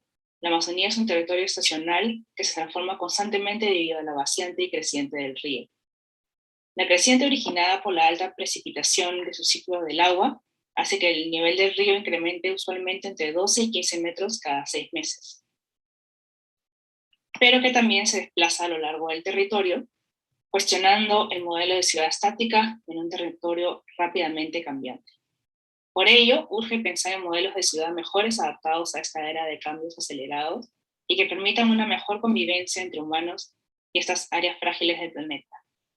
El problema es complejo y requiere de un trabajo colaborativo. Trabajamos en Iquitos, la capital de la Amazonía peruana, que se encuentra en Loreto, la región más grande del Perú y que es incluso más grande que Alemania, abarcando un 30% del territorio nacional y posee los más altos niveles de precipitación anual. Latinoamérica es una de las regiones más urbanizadas del planeta. En las últimas 3 décadas, este proceso se ha visto acelerado de una manera sin precedentes y las ciudades amazónicas no son la excepción. Con la aparición de la única carretera en Loreto, que une la ciudad de Iquitos con Nauta, la expansión urbana se aceleró reduciendo el área de bosque. con la aparición de asentamientos humanos que no cuentan con servicios básicos o acceso a equipamientos urbanos. ¿Cómo repensar la planificación, el diseño urbano y la arquitectura en la Amazonía en el siglo XXI? Desde casa, proponemos trabajar en 5 dimensiones, las cuales trabajamos como sistemas interconectados e interdependientes entre sí. Los comunes, los habitantes, que incluyen a los ciudadanos, pero también a los migrantes, las actividades productivas y reproductivas o de cuidado, la naturaleza y la generación de hogares o espacios de convivencia. Reconocemos situaciones de oportunidad que generan espacios de convivencia, las conectamos entre sí para que funcionen en red, y articulamos esta red con el diseño urbano de las ciudades. 1/3 de los peruanos no cuenta con acceso a agua y saneamiento, y la mayoría de ellos se encuentran en la selva baja de la Amazonía. Es contradictorio que, donde se encuentra una de las mayores fuentes de agua dulce del mundo, la población no cuente con acceso a agua potable constante y de calidad. El ecosistema del bosque tropical se caracteriza por un fenómeno cíclico horizontal de precipitación y otro vertical de alejamiento que diferencia las zonas inundables llamadas várzea de los bosques de tierra firme. Es importante comprender el funcionamiento del ciclo del agua para proyectar infraestructuras que aprovechen y se adapten a este territorio. El agua que abastece Iquitos proviene del río Nanay, y después de su uso hace un recorrido lineal sin ningún tratamiento. El agua contaminada termina siendo desechada en la misma fuente que abastece de agua a la ciudad. En la periferia, esta situación se agrava, ya que al no contar con redes de agua y desagüe, las fuentes subterráneas son contaminadas por la proximidad de los pozos sépticos. Es en esta periferia donde se encuentra el caserío de Santo Tomás, a orillas de un afluente del río Nanay. Ahí identificamos fuentes de agua como el río, las quebradas y pozos artesianos individuales y colectivos que captan agua subterránea. Los pozos se complementan con la constante recolección de agua lluvia de parte de los pobladores para satisfacer la falta de agua en el día a día. Sin embargo, estos mecanismos no garantizan un acceso a agua limpia y potable. A partir de estas condiciones, buscamos brindar alternativas tecnológicas de acceso a agua que no dependan de una red convencional de fácil instalación y mantenimiento. Cuando hablamos de infraestructura, pensamos en tuberías de agua y de desagüe, de objetos materiales que no se ven, pero que son vitales para el funcionamiento de la sociedad. Este rol de sostén de la sociedad es también social. Son las personas y los colectivos humanos que cuidan a la ciudad. No son solo las personas que nos cuidan dentro de nuestros hogares, muchas veces mujeres, sino también las enfermeras, las barrenderas y los que trabajan en los mercados. Como ejemplo, en el Perú y el resto de Latinoamérica, vimos la aparición de las ollas comunes o cocinas comunitarias para enfrentar la crisis alimentaria. Estas prácticas colectivas de cuidado no son nuevas y se manifiestan de diferentes formas en diferentes contextos. En la Amazonía, las mujeres se dedican al lavado de la ropa y al aseo personal de forma colectiva, los cuales generan ingresos económicos adicionales. Más importante aún, estas actividades refuerzan los lazos de solidaridad entre ellas y generan comunidad. Ante esto, decidimos trabajar en innovaciones tecnológicas para brindar acceso al agua y al desagüe a través de la mejora de la infraestructura física, pero promoviendo la generación de espacios comunitarios que fortalecen la estructura social, articulando e integrando una con la otra. En Santo Tomás buscamos coproducir alternativas de infraestructura y la generación de espacios públicos apropiados para las ciudades amazónicas. Una primera actividad llevada a cabo fue reconocer las actividades cotidianas y las costumbres en el uso del espacio público por excelencia, la calle. Se reconocieron puntos estratégicos utilizados por distintos grupos a distintas horas del día, generando diferentes dinámicas, redes y espacios sociales. Las mujeres y los niños son quienes permanecen mayor tiempo en los espacios públicos cotidianos, que son utilizados no solo para el ocio, sino para las actividades de cuidado y aprendizaje de los niños, tanto dentro como fuera de la escuela. Por ello, como equipo decidimos trabajar en la mejora de estos espacios para facilitar y fortalecer los usos y actividades que se llevaban a cabo en ellos. Las pruebas técnicas de calidad del agua de lluvia fueron hechas de manera compartida entre los investigadores de la Universidad de la Amazonía y los vecinos, convirtiéndose ellos también en investigadores. La escala de trabajo es urbana, buscando conectar diferentes modos a través de sistemas de agua y desagüe que buscan cerrar el ciclo del agua y minimizar la contaminación. Este sistema fue integrado en el barrio y fue acompañado por talleres de intercambio para promover un correcto uso y gestión del agua. De todo el sistema urbano, se decidió implementar un prototipo semilla, las duchas y lavanderías comunitarias que integran un sistema de captación, almacenamiento y tratamiento de agua y lluvia que es suplementada por un pozo de agua subterránea para los meses secos. La lluvia es captada por el techo y se utilizan paneles solares para brindar energía para el bombeo de agua y lluvia subterránea. Una vez usada, pasa por un sistema de fitodepuración y una trampa de grasa para su limpieza. El agua se almacena en tuberías que se pueden modular y adaptar a diferentes necesidades, como vemos en el video. Más allá de la parte técnica, se trabajó en la generación de un espacio común y de encuentro que tuviera usos más allá de lo funcional y que fuera capaz de fortalecer los lazos sociales que ya existían. En el proceso se rompieron tabúes y el espacio verdaderamente pasó a formar parte de la comunidad.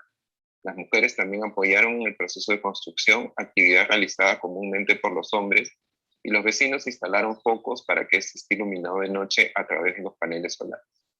El proceso de coproducción, como mencioné antes, no solo implica el diseño y la construcción de la infraestructura, sino también la generación de un comité de gestión de uso del espacio, generando así formas alternativas de gobernanza de la ciudad que promuevan una participación más activa de la ciudadanía y los habitantes. La replicabilidad de la propuesta se da en dos dimensiones. La primera es la técnica, pues el sistema construido es modular y flexible, por lo que se puede adaptar a diferentes situaciones, espacios y capacidades. Por otro lado, está la experiencia de la construcción en sí misma, que integra aspectos técnicos junto con los sociales y culturales, generando soluciones pertinentes que refuerzan y mejoran las relaciones entre ciudadanos, el gobierno local y la academia. Presentamos la metodología misma como un aspecto fundamental a ser integrado en la planificación y gestión de las ciudades del futuro. Entonces, ¿cómo generamos ciudades socialmente justas y ambientalmente sostenibles para adaptarnos a los cambios acelerados de nuestra era, incluyendo los factores de la emergencia climática actual? Proponemos modelos urbanos que nazcan de un enfoque intercultural y territorial, reconociendo y incorporando diferentes formas de vida y cosmologías. Con ello, poder lograr la generación de infraestructuras sociales y pertinentes a sus contextos que promuevan la consolidación de equipamientos y espacios públicos apropiados para las diferentes cotidianidades, entendiendo que los espacios no son solo para el ocio, sino también deberán promover la diversidad económica productiva y las actividades de cuidado para alcanzar una ciudad que permita a todos y a todas poder alcanzar sus propias visiones de desarrollo. Esto no se logrará sin el reconocimiento e integración de nuestra diversidad, promoviendo el diálogo e incluso de diferentes saberes y conocimientos en la toma de decisiones. Muchas gracias. Gracias. Gracias.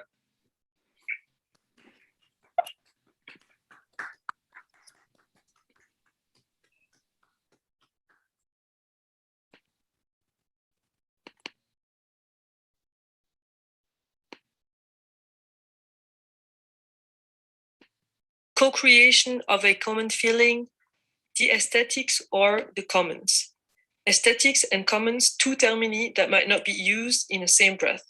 The first, an old one, describes the study of beauty or is used as an epistemological tool in realm of perception.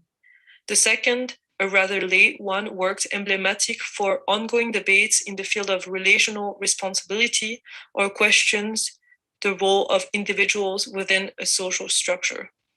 But what happens when these fields of references are brought into exchange? What happens when you define projects as both commons and art? What happens to the relation of objects, process, and creation? What happens to the realm of authorships and recipients? And what happens to the potential new perspectives itself? Within these sets of questions, co-creation of a common feeling will try to investigate these spheres. Some notion like experiment, feeling, creation, and criteria will be discussed under a two-sided perspective, and the emerging double character of them must be seen as in linguistic tools to widen the possible points of view. Additionally, these questions are studied within a defined framework, a framework that consists of spatial and temporal borders, a framework that can be named the 1.5-year residency in Zurich. The experiment or the feeling. In 2019, the three of us were selected by the Schweizerischer Werkbund and the housing cooperative Genossenschaft Neubühl to stay in one of their houses at the settlement. As part of the residencies program, we were asked to host periodical events to exhibit our work. Self-chosen, we focused on personal interactions with the direct surroundings. This might have been the house, the garden, or the settlement. By placing a set of multisensorial installations into our home, the house turned into a stage. These so-called salons have shown to be our first confrontation with questions of artistic freedom and collective creation outside any academic, professional, or monetary structures. Like the official title of the residency, SWB Experimentos Neubühl, the notion of experiment was crucial both in the artistic creation as well as in the formation of a performative group. Within the realm of the first part, the artistic creation, a search for new sources of creation had to be found, like historical immersions, seasonal conditions, or architectural circumstances. An ever-changing field was used to find new creative inspirations. Although each salon turned out to become a sophisticated product, such as one-to-one scale dioramas or diaphragm garden sculptures, immanent struggles with an arising collective insecurity occurred. This was the real obstacle, and the constant dumps were primarily challenging. Where should we start? What should we do? How should I act? What should I say? Were omnipresent questions while being confronted as an individual as well as a group with the preparation of the next installation. Additionally, the insecurity is enhanced by the shrinking relevance of individual knowledge and singular skills while forming an emerging group. To a lesser extent, the sum of each ability and the realization of an installation itself become the driving engine. Instead, the capacity to mirror someone into use turned into creative potentials. These situations of extending subjective visions by incorporating external thoughts, even personalities, always occurred in the act of debate or in the act of physical preparation. Taking this into account, to mirror or to extend became a matter of improvisation and surpassed the experiment from a physical sphere to a sociological realm.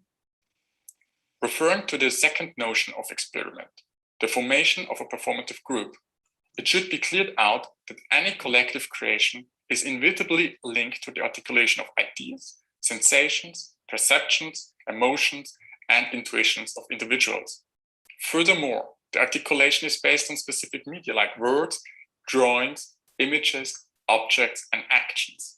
In the very moment when an individual approach is brought into a medium, it becomes negotiable, criticizable, as well as reflectable. These acts of possible reflection, always on time, on scale, and on site, became the creative melting pots. In response to this condition, mostly conceptual approaches had been brought to the early discourse of creation. Undefined and sometimes vague complexities were rather difficult to articulate in an appropriate manner, unclear to be understood and to be further processed. An unavoidable escape emerged because it seemed the conceptual ideas were limited in the matter of experimentations. The notion of experiment, on the other hand, has an immanent, open-ended curiosity, a component that needed to be accepted and incorporated. To say it differently, the reason to express yourself had to be put aside in favor for expressing yourself as the actual reason. In this constant articulating, mirroring, and self-reflecting, we were able to develop an oval spine of thoughts, something that we named in hindsight common feeling. It created the basis for further debates as well as ongoing experimentations. To sum up, the actual experiment was revealed in the act of making, more precisely in the translation of individual thoughts into chosen media. The mentioned double character of the notion experiment forced any definition of a heroic self to be overcome in order to achieve a different mode. This co-creation of the common feeling turned out to be a creative act and leading principle. The feeling or the co-creation. On one Saturday afternoon every second month, people came to the occasion at the very edge of the city to visit the salons. These specific events forced us to put the ongoing process into shape. a shape that was not designed from any situated perspective or planned, but emerged from the co-creational search for a common feeling. Additionally, we have to see these occasions as a part of an overall social matrix of the housing cooperative Neubühl. Next to activities like gardening, singing chorus, or places like ateliers or repairing stations, the Experiment House is part of a wider social fabric. The consequences of that circumstances were obvious. The installations were displayed mostly for a very specific constellation of visitors. Visitors that were sharing a common background as they mostly lived together in the settlement itself. Taking this into account, during the preparation, questions arose like, how will they see it? Will they understand it? Or is there anything to understand at all? Once again, the heroic creative ego had to step aside, and these profound doubts had to be accepted in any early thoughts. Let us return to the fact that we chose the spatial arrangement of our house as a creative starting point. In combination with the mentioned circumstance of the visitors, we have to admit that the audience was highly familiar with what they perceive. These identical roots, the creative action and the people attending, predefined fields of possible narrations and interpretations to the installations. The sociological and spatial circumstance had the capacity to link the individual expectations, memories, emotions, and stories of each attending personality to a wider collective sense. Something that might be once more named a common feeling that was created in the very act of perceiving the installations. A common feeling that was shared and evoked not by individuals, but by all people attending. Investigating the double character of the notion co-creation, the salons showed that the co-creation, originally thought to be developed in the process of the making, was transferable to the act of perceiving. It extended its purpose of creative production and enabled a temporary social connection between individuals. The expansion of our field of action to that of different visitors created an event of inclusiveness, having made possible by the installations themselves. Therefore, we see the co-creation of common feeling as a spatial, temporary, and shared circumstance. The co-creation or the criteria. Returning to the beginning, aesthetics and commons, in each installation, certain association to cultural criteria can be found. It would be easy to classify the salons under the perspective of aesthetics like optical illusion or digital realities. But by applying the framework of commons to the salons, we are able to investigate a different approach. We use the language of commons as a heuristic tool to describe operational as well as recursive criteria. 4 of them might be. First, creation is not about authorship. Like stated previously, the actual process of developing the installation was highly linked to the cooperative and collective approaches. This means that the overall product exceeds any individual and predefined imagination. Exploring and discovering within the experiment led to potentials of co-creation. Second, creation is done in the act of making. It is done on time, on site, and on scale. It is not planned from any situated perspective. It is done in the very moment of communicating ideas. But although it might be seen as highly spontaneous and intuitive, it appears to be a calibrated form. The ongoing development of the so-called common feeling substituted dissociated improvisation and helped as a guiding substructure. Third, meaning is not about ownership. Thus, it cannot be fully individual. The co-creation moved beyond artistic creation and infiltrated the realm of a collective culture. It might have been able to evoke the potential of unconscious imaginary by the recipients. Fourth, meaning is not about the act of conceptualization. By focusing on the expressions through articulation of media, mere intellectual aspects were excluded. Additionally, the sensational components of each installation were capable of enabling individual associations with the objects displayed. This formed a way of artistic inclusion. To come to an end, the linguistic permutation of the termini projects, theory, and work to making, talking, and living seems to work emblematic for the spirit of these criteria. These sets of words forms a vessel for a holistic design approach. It emphasizes the actual production instead of the product itself. It allows a discourse beyond any intellectual constructions.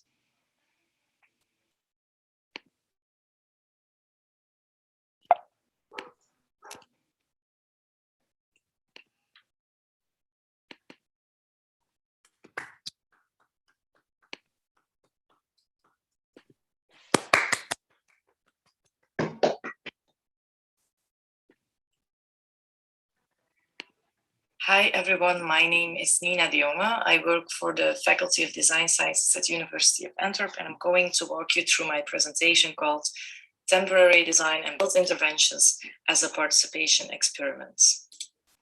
Context which this project took place is the covering of the Antwerp Ring Road, which is a citywide urban transformation, creating huge areas of new urban space, connecting neighborhoods over the Ring Road through parks. We focused on the area of Antwerp North, where a future connection between Luchtbel and Merksem is planned. And these are two neighborhoods which are very distinct, both spatially and socially. For some communities, this new infrastructure is seen as an asset for new opportunities, whilst elsewhere people are not really interested or even afraid of being connected to each other. Traditional participatory planning and design processes in Antwerp often attract a very homogeneous group of highly educated white citizens, which do not at all represent the diversity of the local communities living alongside the ring roads. But this project will most definitely impact the lives of these people, and not only in the future, but also during the construction works of 10 years or more. And the city of Antwerp was therefore interested in a neighborhood-oriented approach to address these social-spatial challenges. We also believe the temporary aspect of the construction site may bring new opportunities for the neighborhoods surrounding the ring roads. And this fits in the framework of tactical urbanism, which entails bottom-up, temporary and small-scale urban interventions, addressing local issues, but aiming for a long-term impact.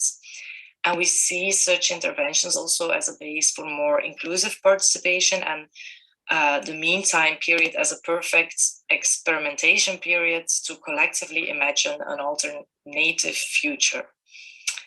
We coupled this project to the organization of the International Design Workshop Week at the Faculty of Design Sciences. This is a yearly workshop week that wants to trigger design activism among the master students in architecture, interior architecture, urbanism and spatial planning, product development and heritage studies. And in the edition of 2020, we got to enrich this workshop week for the first time by taking this real-life urban project as context for the design workshops.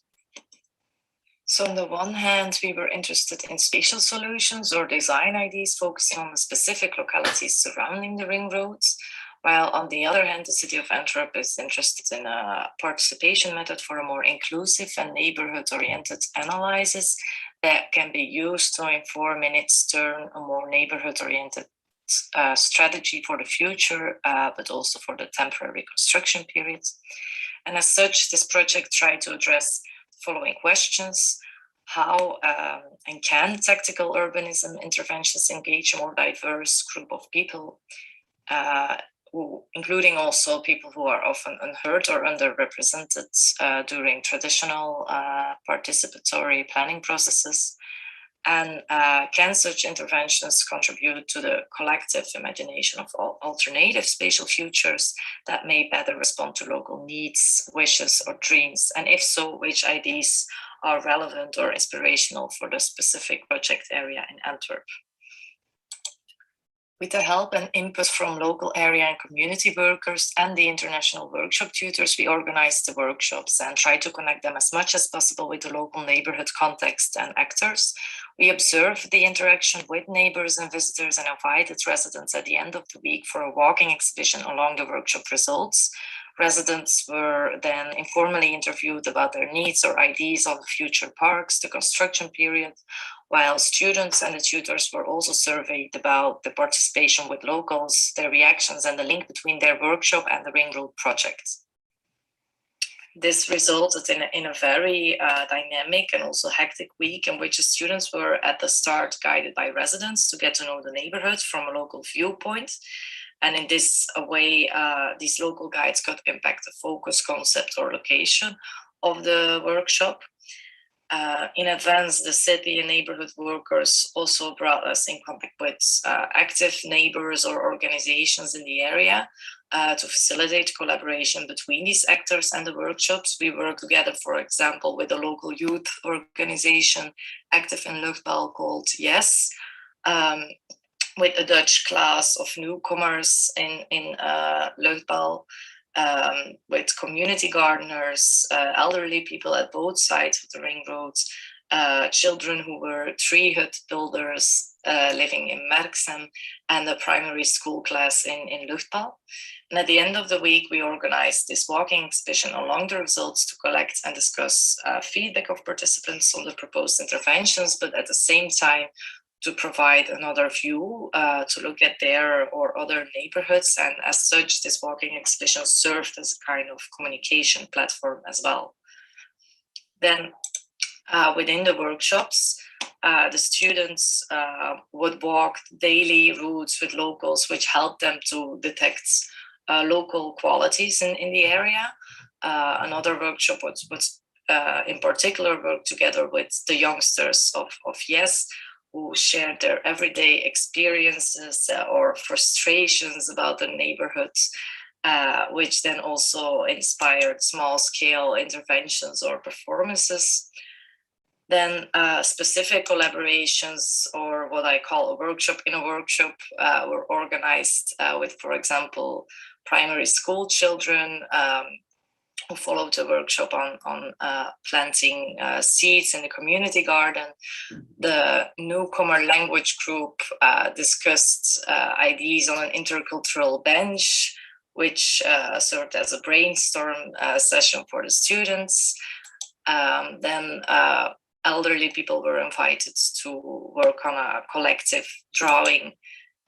Other workshops focused more on the activation of underused or unattractive places on strategic locations with potentials, and this resulted in performances in public space or interventions of buildings, such as a workshop called Soft Urban Edges, who looked at sort of cold and unattractive spots in between the two neighborhoods, and who, by using textile, transformed these in a more comfortable and attractive space. And this is how they created a sort of textile and aerial bench in the station of Luchtbal.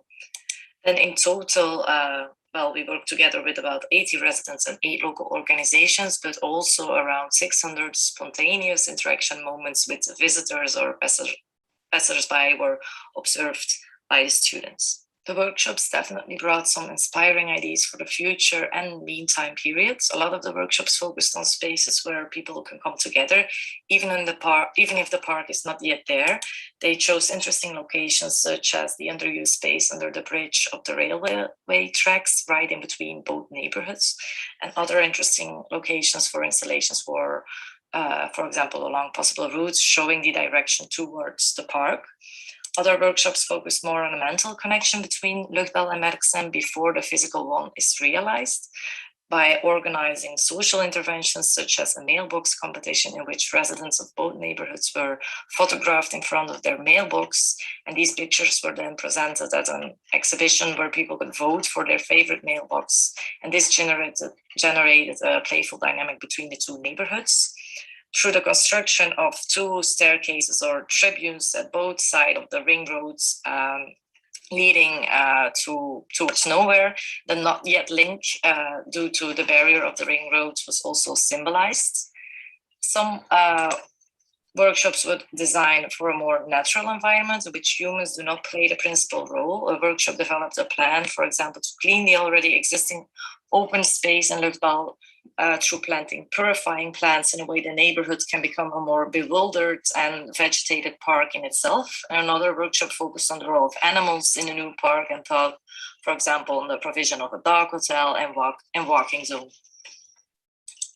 Then, considering the participation experiment, it seems still difficult in both neighborhoods to reach all social groups present, such as, for example, residents with a migration background. While activism or resistance against the urban project seemed an important driver for those who did participate, approaching local community workers or active residents as intermediates were key to get in contact with more diverse people. And with their neutral position and natural enthusiasm, students were also very capable in motivating residents to collaborate and were in particular helpful to connect with local youngsters. And although artistic public space interventions on strategic locations are able to provoke a certain reaction and dialogue among residents, weather conditions still strongly impact the use of public space, and therefore also the possibilities for spontaneous interaction with residents or passers-by on location. Organizing walking tours with local guides appear to be a good approach to immerse and engage the students, designers in a short time in the neighborhood context. Then trivial and accessible topics such as frustrations are good ways to start conversations with people and create a trust bond before delving into the complex topic of the Ring Road project. And creating a win-win opportunity could help to connect to certain groups. For example, the brainstorm session for the workshop of an intercultural bench was at the same time a class moment to practice Dutch with the newcomers, and also a brainstorm or inspiration session for the students to design a bench. So there was at both sides of the collaboration something to gain out of this experience. And finally, the use of already existing community nodes within the neighborhoods, such as, for example, a senior center as a place to facilitate interaction moments will obviously reach a certain amount of people, but at the same time, it entails the risk of having a too homogeneous audience or group of participants. And with this, I would like to end this presentation and thank you all for your attention. And if there are any further questions, you can always reach out to me or my colleague, Madelaine Coline, who has worked on this project together with me. Thank you and goodbye.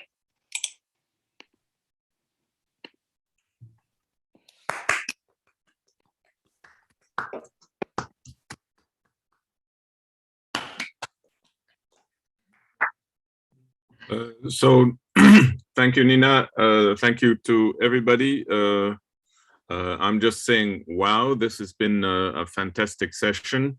We have a break and then we have a period of discussion for the round table that will start in about 10 minutes, and we'll have 40 minutes to discuss. So I propose to everybody to take a short break, do whatever you need to do, physical and mental break, and we come back in 10 minutes, and then we have 40 minutes for the discussion. Okay. Thank you all.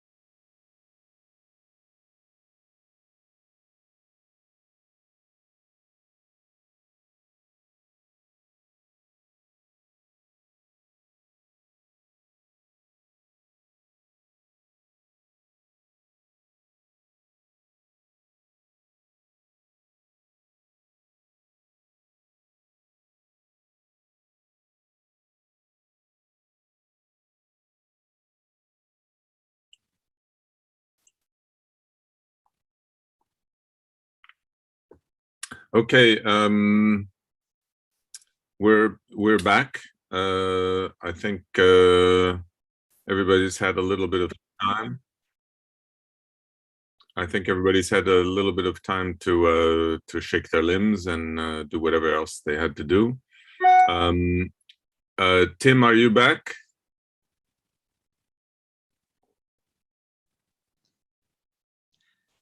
I'm back, yes. Sorry, here I am. Okay, good, because there were, in the chat, there was a question about improvisation, and then there was another question that came from, I think it's Nicolas Atlé, who said, thanks for the talk. Is affordances a better proposal for capacity to address verticality and horizontality, as you mentioned before? You mentioned the ecology of learning from Dewey. Can you talk about ecological perception as in Gibson works in your way of thinking? So there are two little questions for you.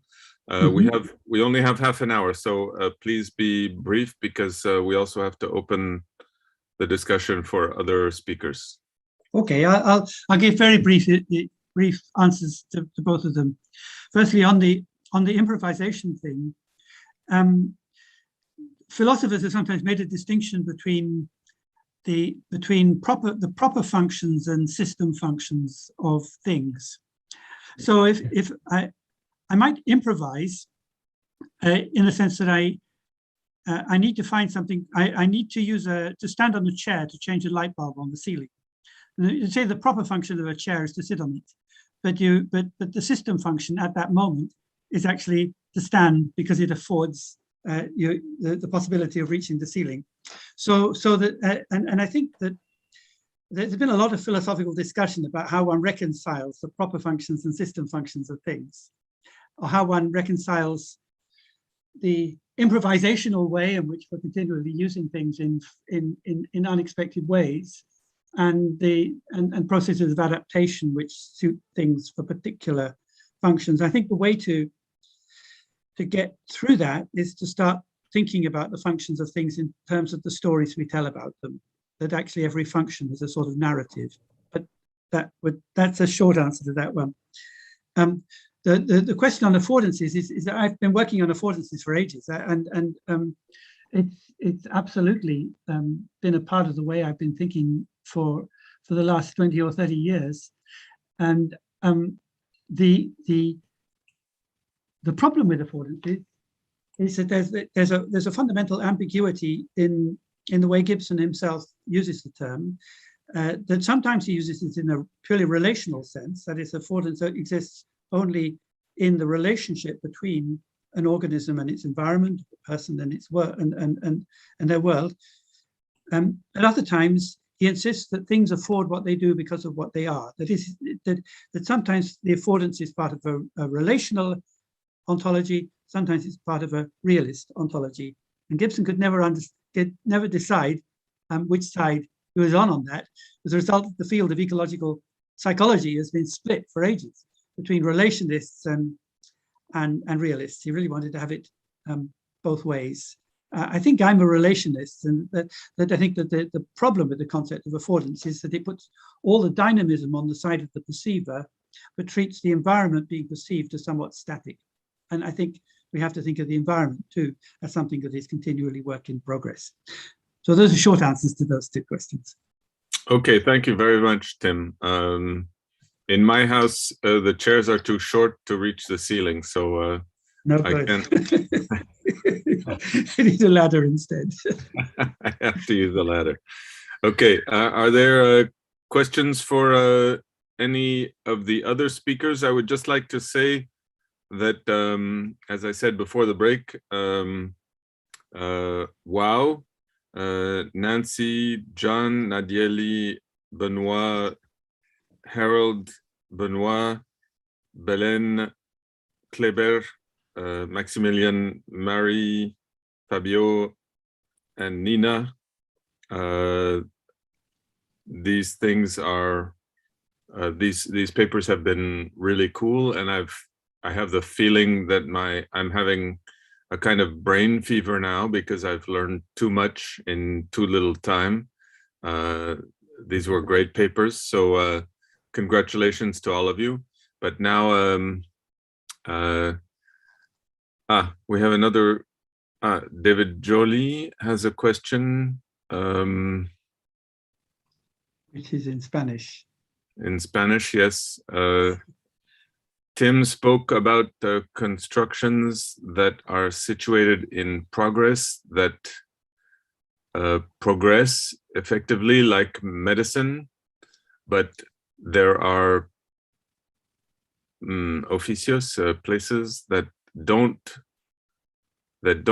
progress. There are places where there is no progress, like art and maybe philosophy. What is your point of view on this? Here we go. Pamela translated it. So Tim has spoken of constructions that are in progress, that actually progress like medicine, but there are trades that do not progress like art and perhaps philosophy. What is your point of view on this? I didn't mean to imply progress in the sense of advancement. And my philosophy is a process philosophy, and I think that we have to. And I'm thinking of a world that is continually, in Whitehead's sense, a world that is continually surpassing itself, continually on the point of in a process of renewal.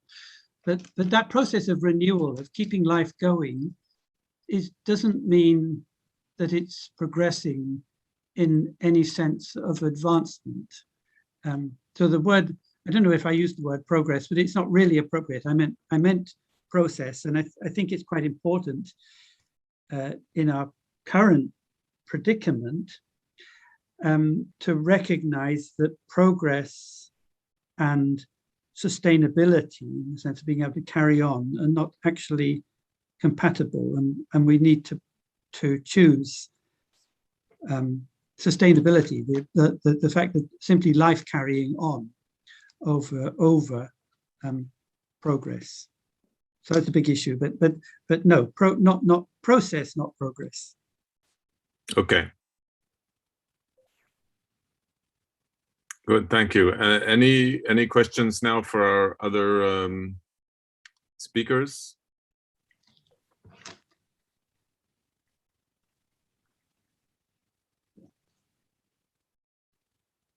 Well, I have a question for John and Nadyeli. I just wondered, how did you select your participants? This is a very good question. Nadyeli. Well, I can start, John, and maybe you can add. We collaborated with a non-for-profit called Digital Ready, and they have close relationships with the K-12 schools, public schools here in Boston, as well as with the public private council industry. And they are the ones that do all the recruitment through the professors in the Boston public school system, and also to the private council. I don't know if you can add something, John. Yes, so what's interesting about the students that were recruited is the age range was from 14 years of age to 22. And almost all of these students were recruited ostensibly for a summer internship and didn't necessarily have a prerequisite interest in architecture or design specifically.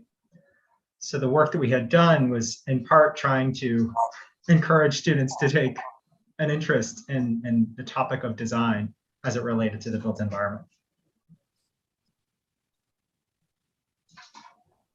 Okay, did you have any relationship with the Boston Architectural Center? Yes, so the Boston Architectural Center, it's called the Boston Society for Architecture. And changed names, okay. Yes, and so the Boston Architectural Center may also refer to Boston Architectural College, which is a longstanding college here in the city, but the Society for Architecture is kind of like a professional guild or professional organization here in the city, and they have a gallery space that their director loaned us the space to use as a school because our program doesn't have a home. It doesn't. It's sightless program. And so we converted the gallery into kind of a school for the summer. Okay, well, I'm just, that's a personal note. In my time in the 80s, I had a really cool time with them, and I thought they were great. That's all. Oh, that's excellent. Yeah. Okay, other questions for other, I have a question for Susan Dunn, has a question for Nancy G. How is co-construction, co-conception legislated in Japan? In Europe, we often have responsibility issues. Nancy, are you there? I'm here. Hi, everyone. Hello, I must Nancy. say, I'm not 100% sure. I think this is a great question I should ask the people who are working on it. But from what I know of, when you sell a property and you buy the property, there's like building surveyors who go and check things. But my understanding is once you buy it or you obtain the property, you are free to kind of do what you want within certain means, like unless you're adding, like big structure changes like another story or changing the footprint of the house. If most of these sort of co-construction are more like renovation, interior, sort of, low scale transformations without involving architects or contracts, so mainly DIY, there's not really any legal issues that I've come across, but I think I'll definitely ask to sort of understand that better. So there's no, like contract involved, so there's not really, but if there is an accident, there was an accident actually, like in one of the houses I shown, one of the key people who were working on it, he fell from a ladder. Well, he's fine, fortunately, but from what I know, it's your own responsibility because it's your own house, basically. But I think it's sort of a blurred area because most of the people working on the construction are, volunteers who are friends of friends of friends, and they're not, builders as such who've signed, any sort of professional documents. So I think, it's kind of a blur in that sense. You're sort of taking on the responsibility. But I think after that accident, there was a lot of, talk about safety. So everyone wears safety helmets and properly rests and take breaks. But I think, it's the nature of DIY. It's not sort of a professional kind of way of working in that sense. There's no, money or contracts in transactions. So it's a bit of a blur, to be honest, but I'll definitely ask more about that as well to learn about the legal side of things. Well, it's always a good question for work sites. Who is responsible for what, and when something happens, who's responsible? I can refer to our collaboration with our Chilean colleagues, where the year before, in 2019, they were climbing up on top of a structure that was totally unstable. And I was really worried about the responsibility that we might have if they fell. Fortunately, they didn't fall. Ivan is here. He's still alive. I'm very happy about that. But these things can happen, and we were worried about that. Okay, in France, we have a special legal situation for this type of co-construction, permis de faire, to avoid taking on too much responsibility. Who is that? That's still Suzanne Dunn. I don't know if she wants to clarify this question. Suzanne, are you there? Yeah, I would love to learn more from the France example?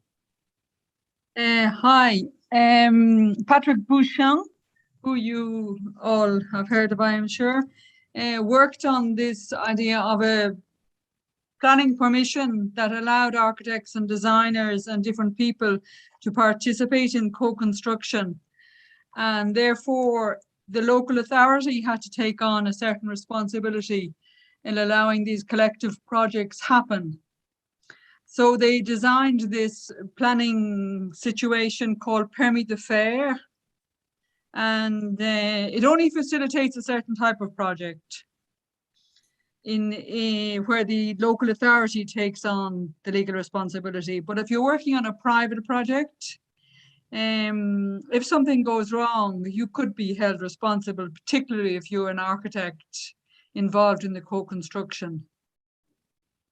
Right, yeah, there were no architects involved in these projects. They were all just amateurs and friends. But even if you're on site looking at them or talking to them or advising them or whatever, you could be held slightly responsible. But it is a big question because working on live collective projects, you are up against how far you can go as an architect in this process, particularly if it's somebody's home and it may affect their livelihood. It could, and even in pedagogical situations in Europe, this is very legislated, what you can take on within a pedagogical situation, and then in a live, taking on live sites. But I think in different places, this is legislated for differently. Yeah, basically the situation is horrible. Everybody is responsible for everything, and everybody can be accused of anything. That's basically the way it works now, and especially architects, but also owners and even volunteers. And there's something kind of weird about that situation, because actually we're just trying to do things for the betterment of humanity and of house owners and property owners, but the situation is not too cool right now, because we've had that situation in Belgium for sure, in the US as well, in France as well. When something happens that's not good, all kinds of people can be accused of all kinds of things. So that's basically, fortunately, with our collaborations with our Chilean colleagues, nobody's ever been injured. So we're happy about that. Okay.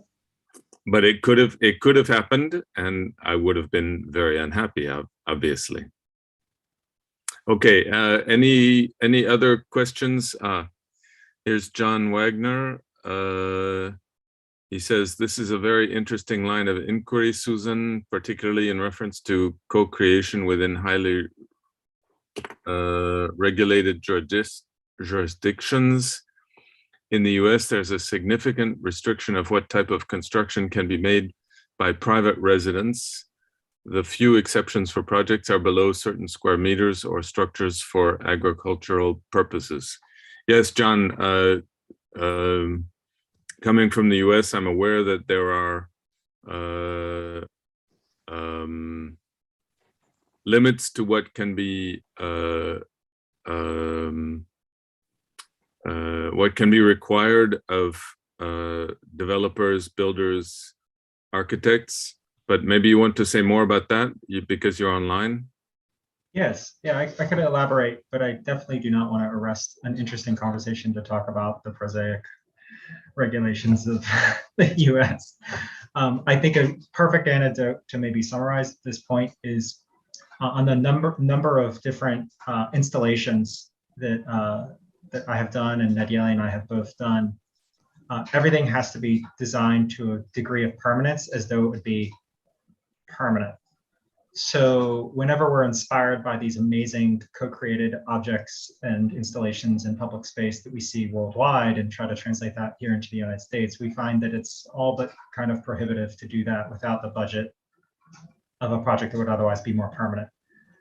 Like putting footers in concrete into the ground to hold up the structure, to have an abundance of structural support into the design, and some like great care and consideration to how the neighbors may or may not be allowed, or like the fire ratedness of the materials adjacent to the neighbors may or may not be permissible. So it's very regulated in that regard, which is a contradiction, I believe, fundamentally to this notion of like the fluidity of creating and making space in a popular method. Okay, thanks, John. Are there questions for Nina, Maximilian, Belen, or Benoit, or Nancy?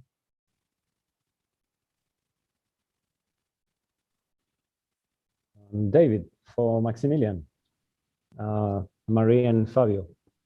They try to join make, think, and live. And I see a coincidence with the Open City objective, which is to join work, study, and life. So it's the same. Very interesting coincidence. Maybe could go deeper in this relation.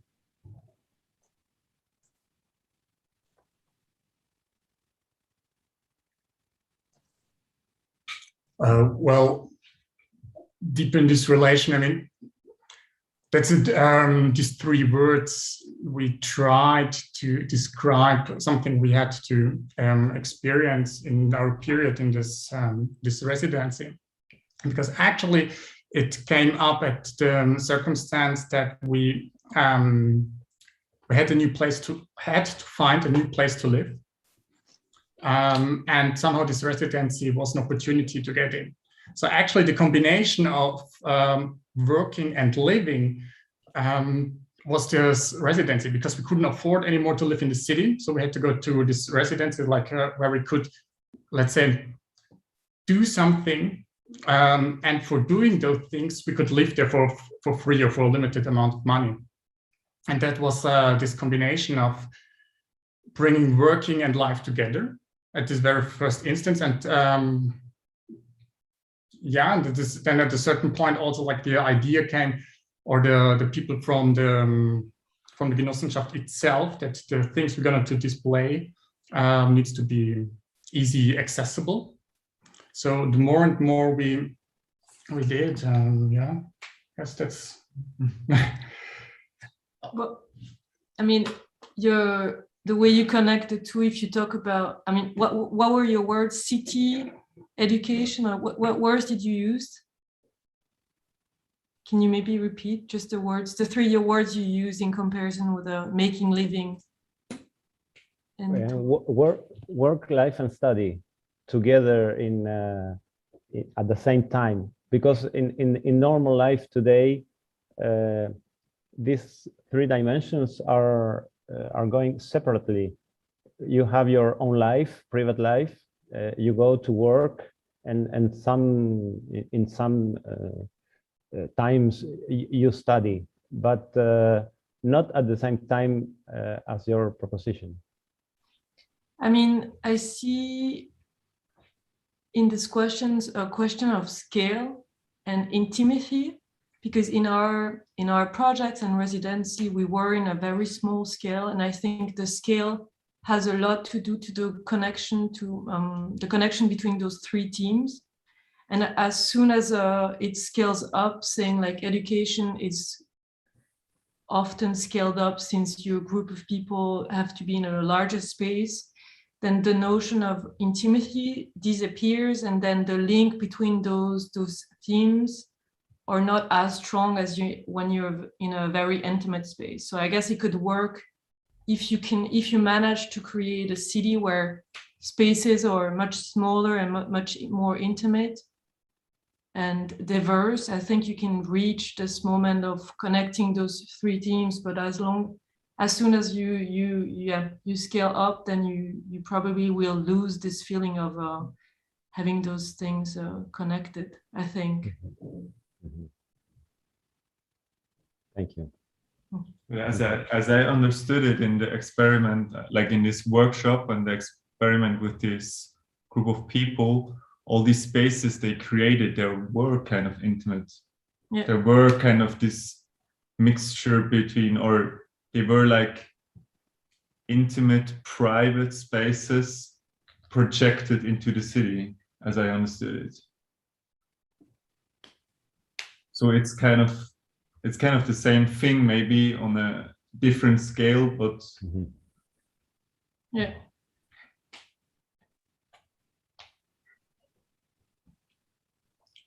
Okay, thank you for that answer.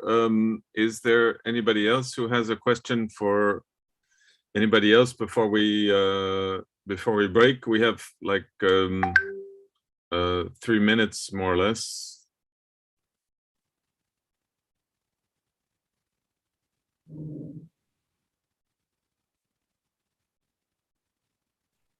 Maybe, David, I can put a general question for everybody. Yes.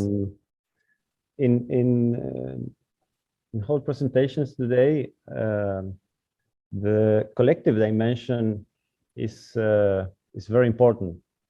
Most of the works goes in this direction, no? Interactions with people, place.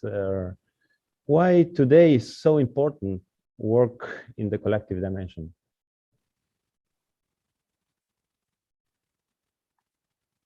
Who wants to take comment? Who wants to answer? I could give it a try. Well, like as we said in our presentation, I think problems and everyday realities are really complex to understand and multidimensional.